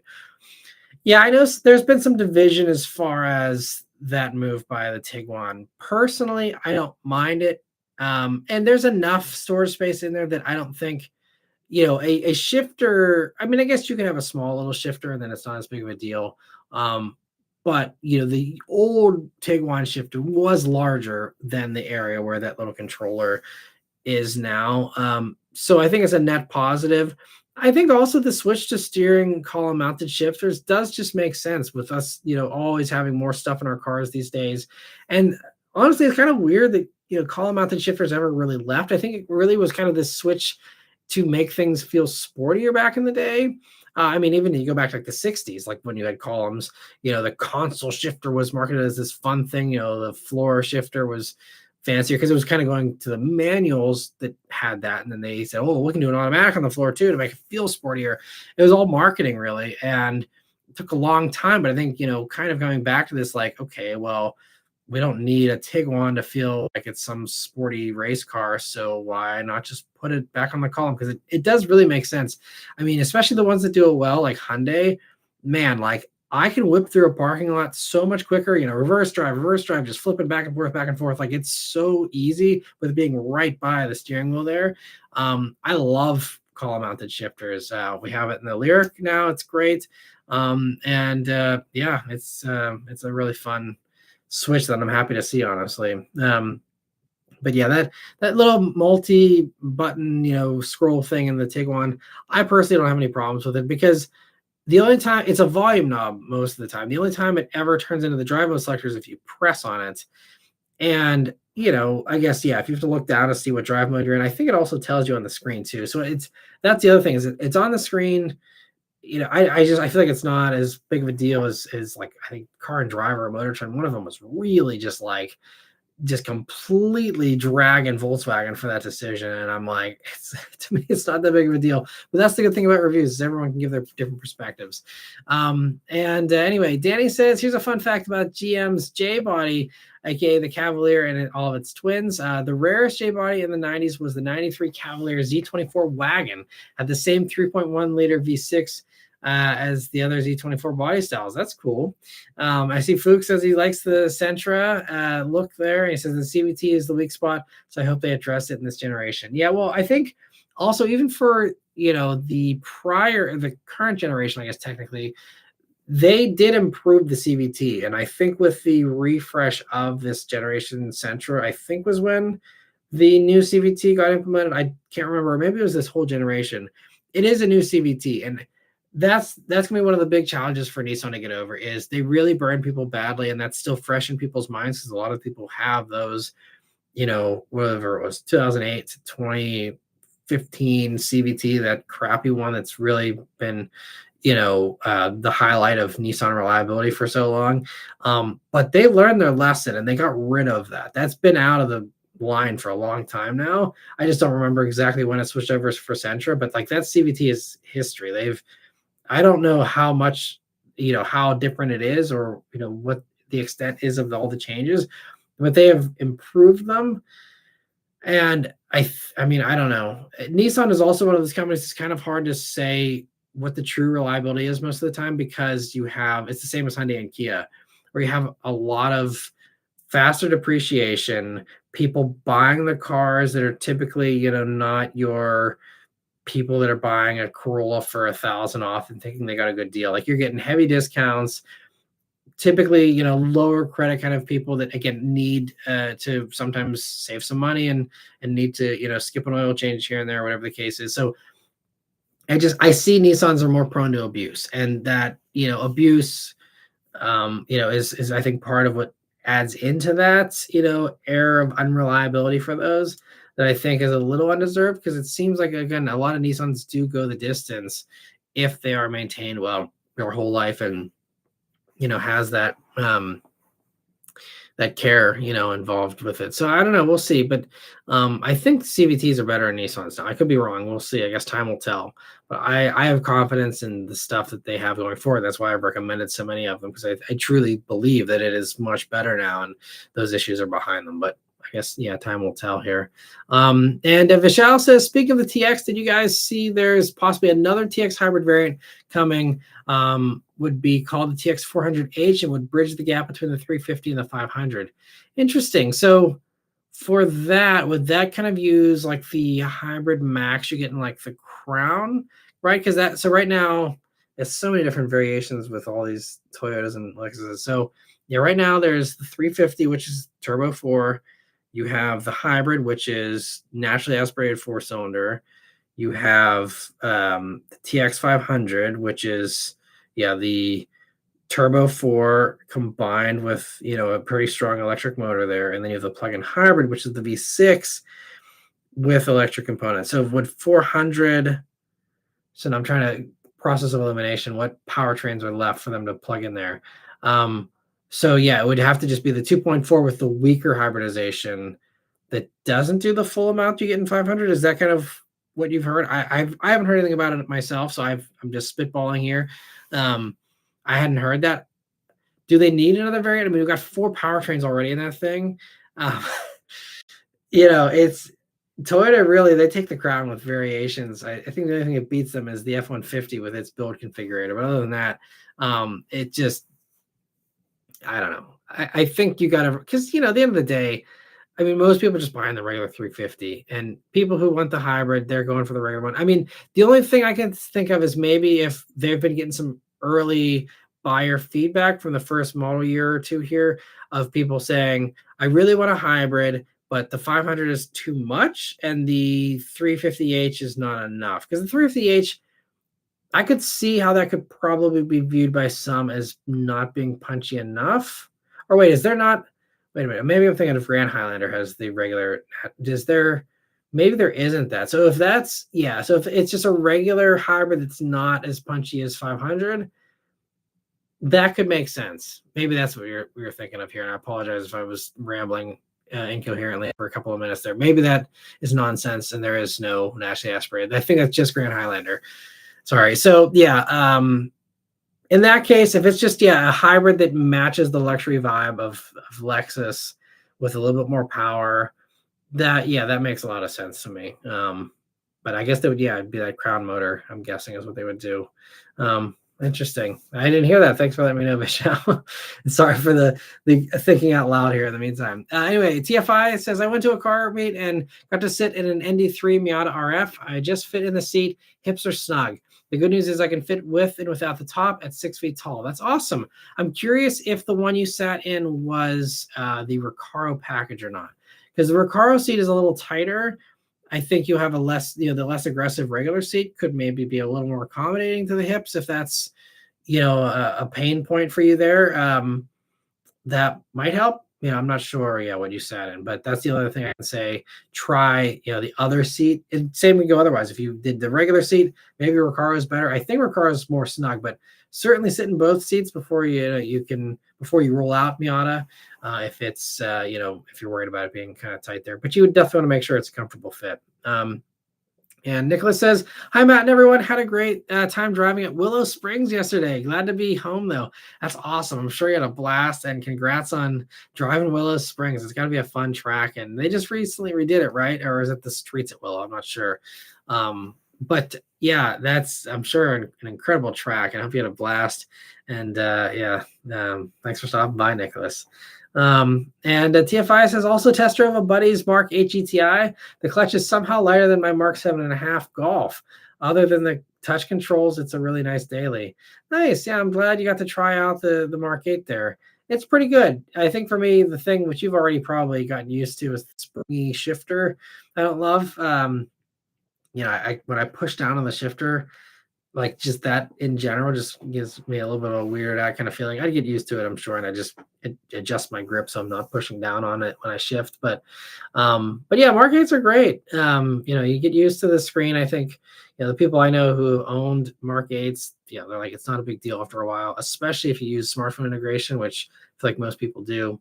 It really becomes a very minor point because you're very rarely leaving CarPlay or Android Auto. So it's, it's mostly fine. And Chad says, it's cool and crazy that Mustang and Corvette are competing for times on the Nürburgring for an American-made lowest numbers, but I guess there aren't any others left. Right. That's really the reason why. Otherwise, Viper would be at their heels, if they had done a new Viper, because that Viper had always, the ACR versions were also very competitive with all that stuff. And then they dropped out, unfortunately. But Danny says another weird super fact: they were the first to do a diesel engine combined with a CVT. Wow, I didn't know that. In 2015, Subaru offered the Outback with a 2-liter diesel flat four with a Latertronic CVT. Ah, okay, so that must have been, I'm guessing, Europe. We certainly didn't get that here. He says, okay, yeah, UK market. That makes sense. YH's facts is that Volvo was the first to make 3-point seatbelt and didn't patent it, so other companies can use them for safety. Yeah, that is another. Yeah, I did know that fact. That's a very good one for the earlier question there about fun facts about cars that are a little out there. But yeah, that is absolutely true. And obviously Volvo is now under new ownership, but I think the core values of the company remain about really caring about safety that much. And that also is such a fun fact, and like it's such a stark contrast. I mean, maybe Volvo would do the same thing these days, but just a corporation just being like, we are so worried about safety, we want this to improve things, that we are not going to take a single penny out of profit on this, and we're not going to patent it. Like it's really, really just so rare. It's like probably impossible to even see from a corporation these days, with everything being publicly owned and boards and stock price, this and that. Like it's different times, a time when again people looked out for each other, and it wasn't all about who can get ahead with an extra buck here and an extra buck there. It's man. Culture, am I right? Anyway, Cameron says, hey Matt, it's Chase. Be well and happy. You should come to San Antonio, Texas if you haven't been. I work for Marriott. I can get you some great hotel rates. Bring the family. Good to see you. Thanks for stopping by. I really appreciate it, Chase. I'm not sure why your username still says Cameron there, but thanks so much for stopping by, Chase. And I'll let you know, funny enough, my sister-in-law actually was just in San Antonio this weekend, and for like a work trip or something. But yeah, it's been a little while since I've been to San Antonio, but Texas is a long way. We do have some family in Texas though, so maybe someday we'll do a road trip. It's a long drive, so we'd probably have to fly. But yeah, it's good to know you work at Marriott. Thanks for that. I appreciate that. I'll keep it in mind. And yeah, send me an email if you want, and I don't forget or lose it in the mix there. But thanks so much for the offer there, Chase, and yeah, thanks for stopping by. And Chad says, in Florida, there's a ghost clause. If anyone died in the residence or any suspicion of haunting, you must disclose before signing. Wondering if there's any weird laws for cars that are similar. I don't think so. I know that with salvage cars, whenever a car has been wrecked, there is biohazard, warnings like on Copart auctions and things like that, where you have to disclose that kind of stuff. But outside of that, like if someone, if it doesn't total the car, or if something happens to someone and it's an easily fixable thing, I don't think they have to say, which is definitely kind of crazy. But yeah, it's interesting about the house. I don't know if PA is like that with the ghost clause, but that's an interesting little factoid. Thanks for sharing, Chad. Raphael says everyone else failed, but Audi is making me want an EV. First the e-tron GT, now the A6 e-tron. I really like them. Yeah, they seem to be really promising.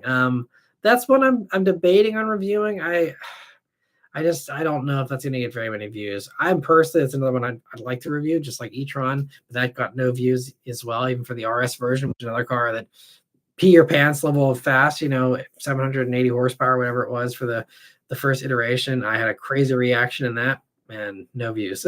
but yeah, A6 e-tron, it seems like a very nice car for sure, and a great way to get into EVs, because it's also kind of, it's not trying to be anything crazy. It's just an A6 that happens to be electric, which I think is kind of the right way to approach that in many ways. But it's same interior as any other Audi right now, and very easy to understand, very accessible as far as all that goes. And Danny says he's going to head out here. He's got to wake up for school in the morning, and he finishes homework while watching this. Don't know how I got my ADHD to cooperate for over an hour. Well, good job, and congrats. Have a great day at school, Danny. He says, yeah, starts at 7:50.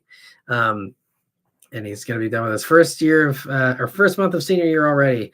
Just crazy and kind of scary. Yeah, well, hopefully he's still got a bright future, lots of fun times ahead, and yeah, you'll be fine. Keep enjoying it though. Enjoy every moment because it goes by fast. And Mike says, I said GM because they have the most EVs on sale in America. Also, product investment in Optic, Lyric, Vistic, Escalade IQ. These products are just going on sale basically as the credit ends. Yeah, it's gonna be a challenge for those for sure. The good news is, the platform again has been kind of, already pretty well amortized, I think, because Optic is based on Equinox, Lyric's based on Blazer, Vistic is kind of a extended version of that since there is no Chevy equivalent really there. But that I think that again, GM is doing a lot of EV sales, so I think they're actually one of the strongest positioned ones to weather the next few years as far as EVs goes. But I think there's others. I think Mach-E is a really good seller too. It's still a really solid vehicle. I think there are others that'll hopefully be okay here, but we'll have to wait and see. And Luke says, random statement. I think the CRZ or CRV Trail Sport is silly. Yeah, I'll save. You'll hear some comments from me about this in my Subaru Forester Wilderness review, which is going up on Tuesday morning, alongside Crosstrek Hybrids. So stay tuned for those. But you know how the Wilderness version is in the Forester already.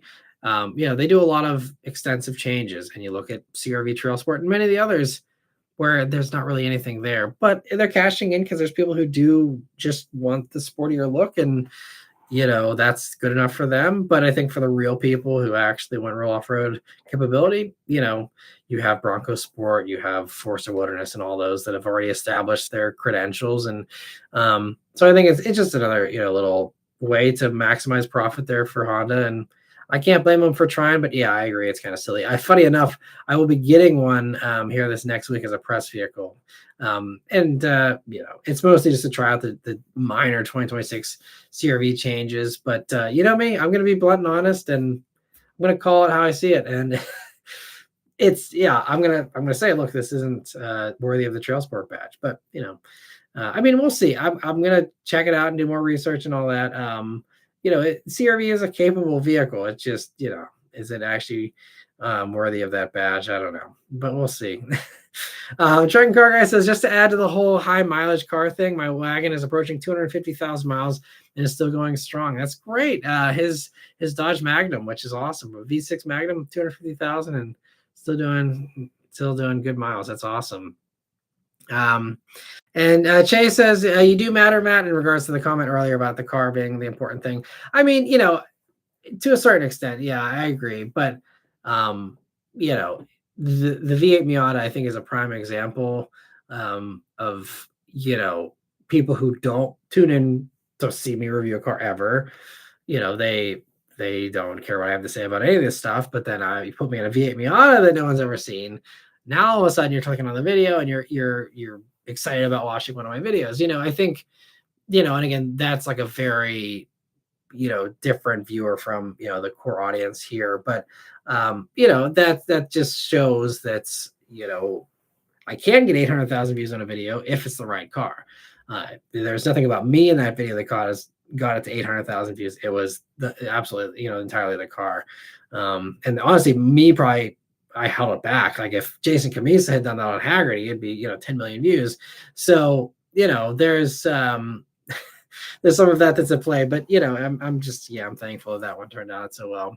And Austin says he's just bored with SUVs and EVs. No shade. I totally get it. And that's why I try and have something for everyone. I do the fun stuff from time to time. I do the SUVs, do the EVs, for those who are shopping for those too.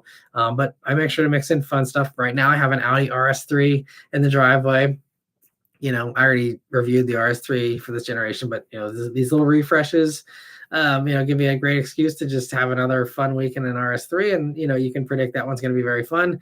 Stay tuned for that one here. That will be going live at early next month here. So I make sure to, take care of those of you who are enthusiasts, hopefully enough. I don't know. I'm sure most of you would probably like to see even more. But I do like trying to juggle everything for everyone. Maybe that be something I will change in the future, because, it is a tough thing to, make everyone happy, and maybe I'll be better to niche down to a certain, niche of vehicles, primarily the old, gas stuff. But, we'll have to wait and see how things, how the road leads me. And B Mitchell says, on top of all that, MBR cars to review. We also have junkyards for you to hit. Yeah, I mean, I'd love to come out to where you're at there, B Mitchell, someday. And I'm sure, lots of good junkyards. Yeah, that's another fun thing about the junkyards, is if that actually does turn out to be some kind of a success, it'd be really fun to travel around and see other parts of the country that I haven't, caught, because I'm always, going to the main cities and the high traffic areas, and going to some of the more remote parts could be kind of fun to, go to some of these junkyards and see some really, out there stuff that I don't usually see in my, usual yards. We'll have to see. Okay, Spaces is repeating his little fun automotive fact, I suppose, but no highs, no lows must be Bose. There you go. Personally, I like Bose stereos, but I've heard that a lot, so I'm sure I'm just not enough of an audiophile to appreciate the shortcomings of Bose. Then Chadwick says, hi, Matt. I was shocked to see how thrilled you were with a 4Runner TRD Pro. Could be me, but you usually don't seem that excited over a body-on-frame vehicle. Hope you're well.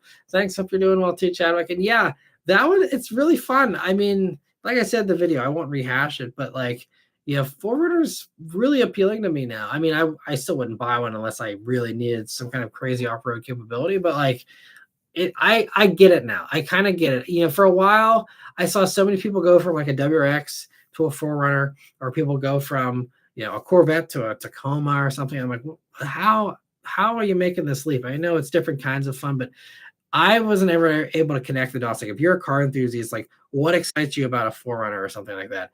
And I still, I kind of get it better now, even for the older ones. I'm still more lukewarm on the old ones, but now it's okay, it's got good power, it actually drives well, and you got this tackle anything kind of vibe. And again, with the more extreme weather we're seeing and all those other things, I think it's empowering. I think it's fun. I understand why, whether it's someone wanting a CRV trail sport and feeling like they can handle and tackle more, or it's people who are serious about that and want something like a 4Runner. I think, all these things, the crazier times we're living in, all these things really make people want to feel like they're in something that is sturdier, safer, more capable. And that, combined with now just top-notch, technology and great driving dynamics and all that stuff, is why I'm a complete fan of 4Runner now. It's fun, especially that much power in an electrified form too. Get that instant punch, and tons of power. I mean, it's probably twice as fast in a straight line than the old 4Runner. Just a huge leap in every way, and I love it. I'm glad you enjoyed the video, Chadwick. Let me see. Luke says, I wish I was more grateful for manuals. I didn't really get into them until 2018. I used to think, why do I want to do more work when driving? But once I learned motorcycles, I fell in love with manual. That's awesome. Well, I'm glad you're enjoying them now. It's one of those things, we all have things we might have done differently in the past, but you enjoy things going forward, and make the most of what you can. And Austin's the opposite. He says he's getting more tired of manuals and traffic and all that. And yeah, traffic is tough. That's why I've always enjoyed cars that offer an option like GR86 and BRZ, and now GR Corolla for those who want to take another shot at home. That's it's great to give the people that option. People say, hey, I really want this car, but I really don't want to be sitting and stopping in traffic with a manual all the time. You give them that fun. A little less engagement, but you still can have that fun car and boost sales of that car as well, and let me see here. B Mitch also says, if YouTube had a toggle to shut off AI created crap, you'd be recommended all the time. Yeah, that is certainly hurting. I mean, everybody out there is the AI stuff, and I mean, it's crazy too. I'll even search for a car review or something, and like the amount of garbage, fake stuff. And that's why I got out of the weekly updates, because like the truth just doesn't rise to the top anymore. It's just, because these AI created things just get views. They get a good amount of views. And for people who have no care in the world aside from, trying to monetize stuff as best as they can, they have these farms that churn out this garbage. And I really hope YouTube, I mean, they've started to take steps towards trying to crack down on AI, but I think they really got to be more aggressive. Like, it's not like, I don't want to say that those videos don't have a right to exist. I mean, it's supposed to be a free platform. If you want to post garbage, post garbage. But I really wish that YouTube, disadvantaged them a little bit, and just prioritized and favored recommendations for human-made content. I mean, there's a lot of really wonderful creative things that can be created with AI, and that's great. But I think I wish there was a better way to kind of sift through the garbage churned out, mass-produced trash and the more artistic, cool AI stuff. It's tough. I'm sure there's lots of people agonizing over exactly how to do that right now, but hopefully someday, there'll be just an option, like you said, a toggle would be nice to just turn a whole AI. But that's also the other problem is AI is going to get so good that can other algorithms even pick up what is AI at that point and miscategorize stuff, and it can get kind of tricky with that too. So that's going to be another reason why the next few years are going to be wild, is AI is advancing so rapidly that no one's going to know what's true and what's fake anymore. What video is real, what isn't, unless you were having a live interaction like this, which honestly, this could also be faked with AI. But, if you're not in person, or you're doing, a video like this where you're doing live and you're just, being unpolished and sloppy with your speech like I am and stuff, like, the human error, if you don't have a lot of human error, I think it's going to really be hard to even judge that kind of stuff anymore, and even the error, I think AI has picked up on, like, oh, for this to feel more casual, we need to add more filler words. We need to be worse with how we present our information and stuff like that, So it's going to be wild. Buckle up. And the Trunk Car Guy says, my Lancer has power windows as one of the only options, as far as the discussion earlier of roll-up windows. And Zachary says, the dumb thing is a horse is 14 to 15 horsepower. That's funny. Yeah, talking about the horsepower discussion earlier. Mike says, do you think E-Revs like the Ram and future Hyundais are going to have a strong presence versus traditional serial and parallel hybrid system cars, or are they too much cost and complexity? I think that they do have a very bright future. Whether they have a bright future with truck buyers is another question. I think there are some who will like it, especially those who want range, but a lot of those range buyers are already buying diesel anyway. So I don't know. I think it makes a lot of sense. It seems like Toyota is really planning on like next generation plug-in hybrids really just being E-Revs.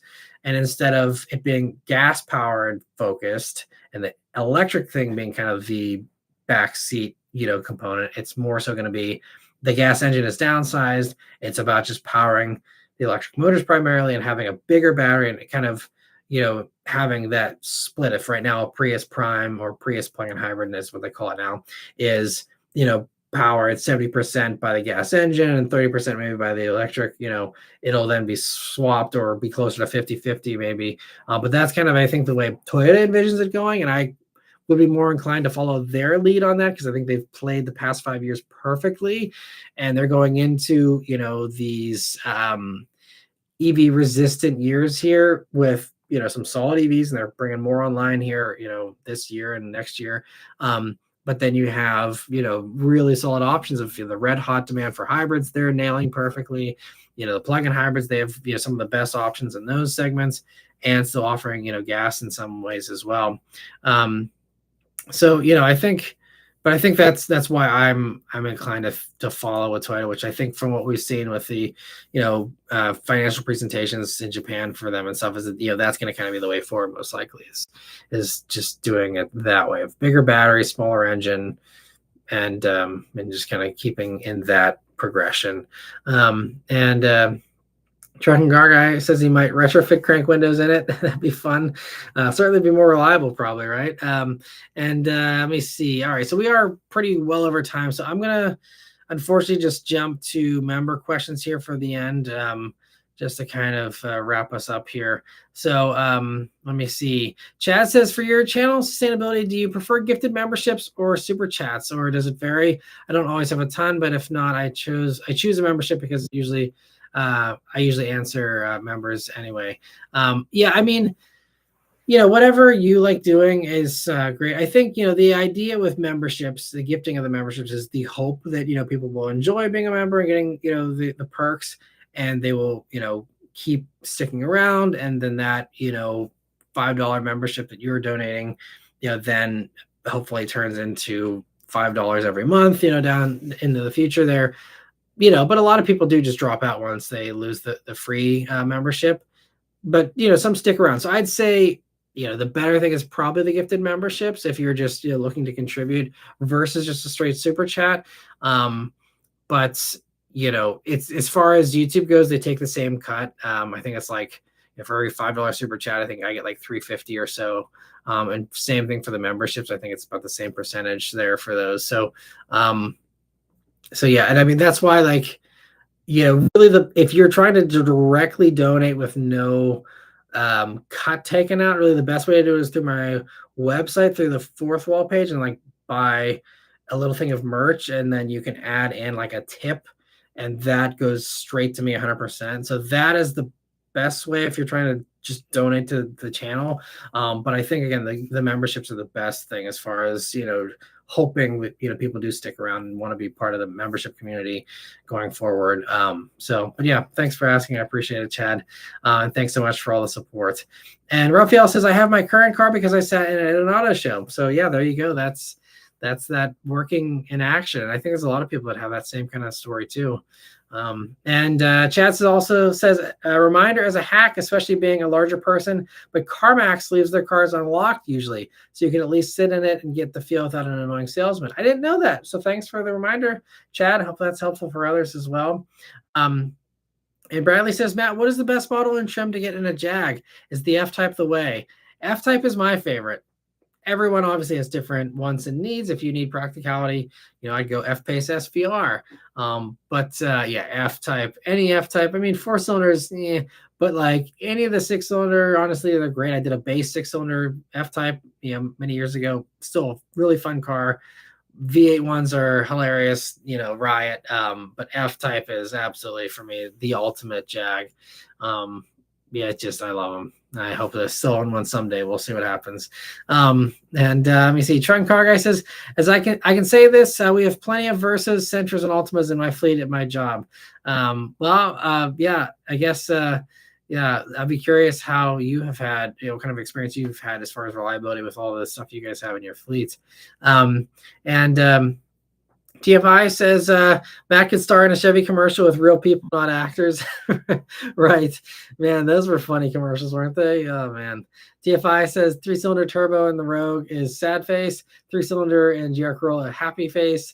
3-cylinder Mirage is crazy Matt reaction. Good use of the emoji there, TFI. Yeah, I got to try a Mirage at some point for sure. But yeah, GR Corolla's 3-cylinder is great for sure. B. Mitchell says 3-cylinder and a Mahindra, a farm tractor. Interesting. And all right, let me see here. B. Mitchell has a fun fact for Danny that there's never been a column shifted Mustang. Interesting. That's a good one. Jordan says, just curious, what spec of the GR Corolla would be ideal for you? Interior, exterior, and engine.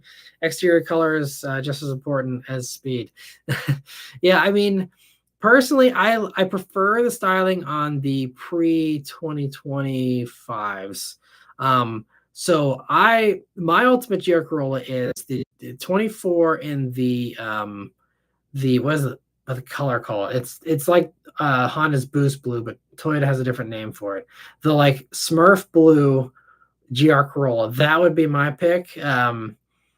Ideally. But that one has all the loaded up options. The hood is cool. You have the cooler looking hood on the higher trims.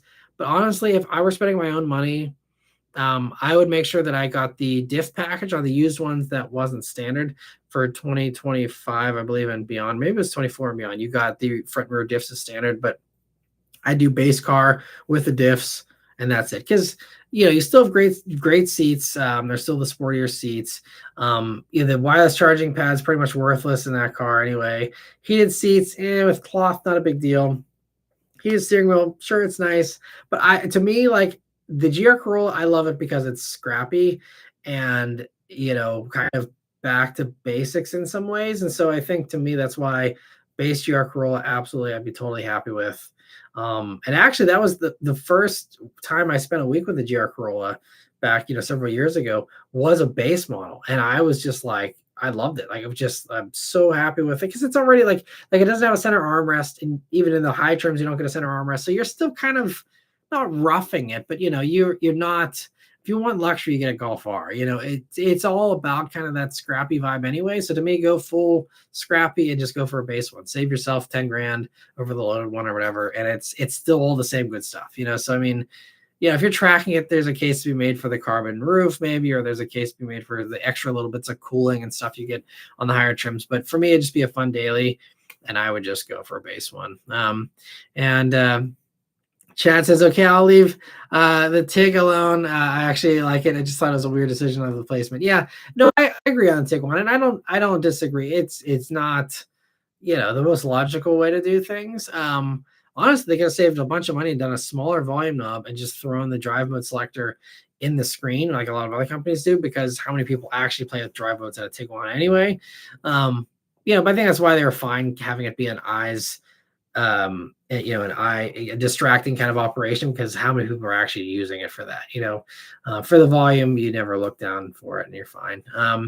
But Chad also says, Matt is the OG for bringing this channel together for some awesome chats, and love the community you've built. Yeah, and I love that we do these too.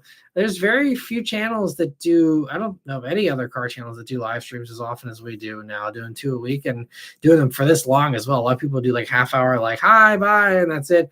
I love chatting with you guys, and I hope that's something that does kind of set me apart from some of the others out there. Is I genuinely love chatting with all of you, and I love answering questions and just actually interacting, and not just blabbing on my own soapbox for 2 hours. I probably do it for an hour of that time, but I do love these. So thanks so much, Chad. I'm glad you enjoy them too. And TFI says, the ND3 Miata guy I was talking to mentioned the V8 Miata video. I was fangirling on the inside.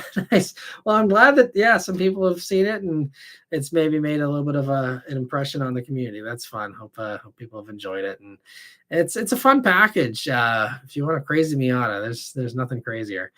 I see Mitchell's having his final drink of the night here. Thanks to all the GR Corolla talk. And let me see. B. Mitchell says, my editors have repeatedly said that AI can't replace me. Yeah, and I wish AI could replace my editing even, because that would make my life so much easier, but it's not smart enough to even edit my car reviews. It's certainly not smart enough to edit an actual intelligently written piece of writing. I think I think it's going to get there eventually, but I think the human component is always going to be important in a way. And there's things that I don't know if it's ever going to be able to duplicate perfectly. Maybe not. Maybe it will. I'm probably going to sound like people who are talking about the internet in the the 90s, but I do think that there are some things where you're not going to be able to replace a human completely, but we'll see. And Wheatman says, have a great night, Matt, and everyone have an awesome week. Absolutely. Hope you all have a great week. Thanks so much for stopping by and hanging out. Be sure to stay tuned for Tuesday at 9 a.m. for Crosstrek Hybrid and Forester Wilderness at the same exact time. Subaru decided to do the embargo time exactly the same. So you're going to get bombarded with your sub feed from everyone you're subscribed to, having double videos. All of us are going to be posting double at 9 a.m. So get ready for your phone to blow up if you have notifications on. Apologies in advance. But that's how they decided to play it. No space at all. So hopefully it doesn't hurt both of those videos. I could have spaced them out, but I don't want to miss out on views. So I'm just going to roll with their embargo time. So stay tuned for that. and then RS3 here later on this coming week. So stay tuned for all that. But anyway, thank you all so much for hanging out. I see also finally here, Jordan says, thanks for the live. It's totally fine to plant a shout out for your Junkyard channel on the Wednesday lives. Try it and see if there's an increase in views. Yeah, okay, yeah, absolutely. Keep mentioning it. I think we have most of the same people here in these, so I'm not sure, but I mean, yeah, it's always something I'll probably discuss at some point, because I'll be very much discussing just everything I'm doing here in these lives. So I'm sure we'll get some of that in those going forward. But anyway, thank you all so much again. Have a great rest of your night. Have a great, safe, happy, healthy week here ahead. And I'll see you guys on the next one. Thanks so much for watching and take care.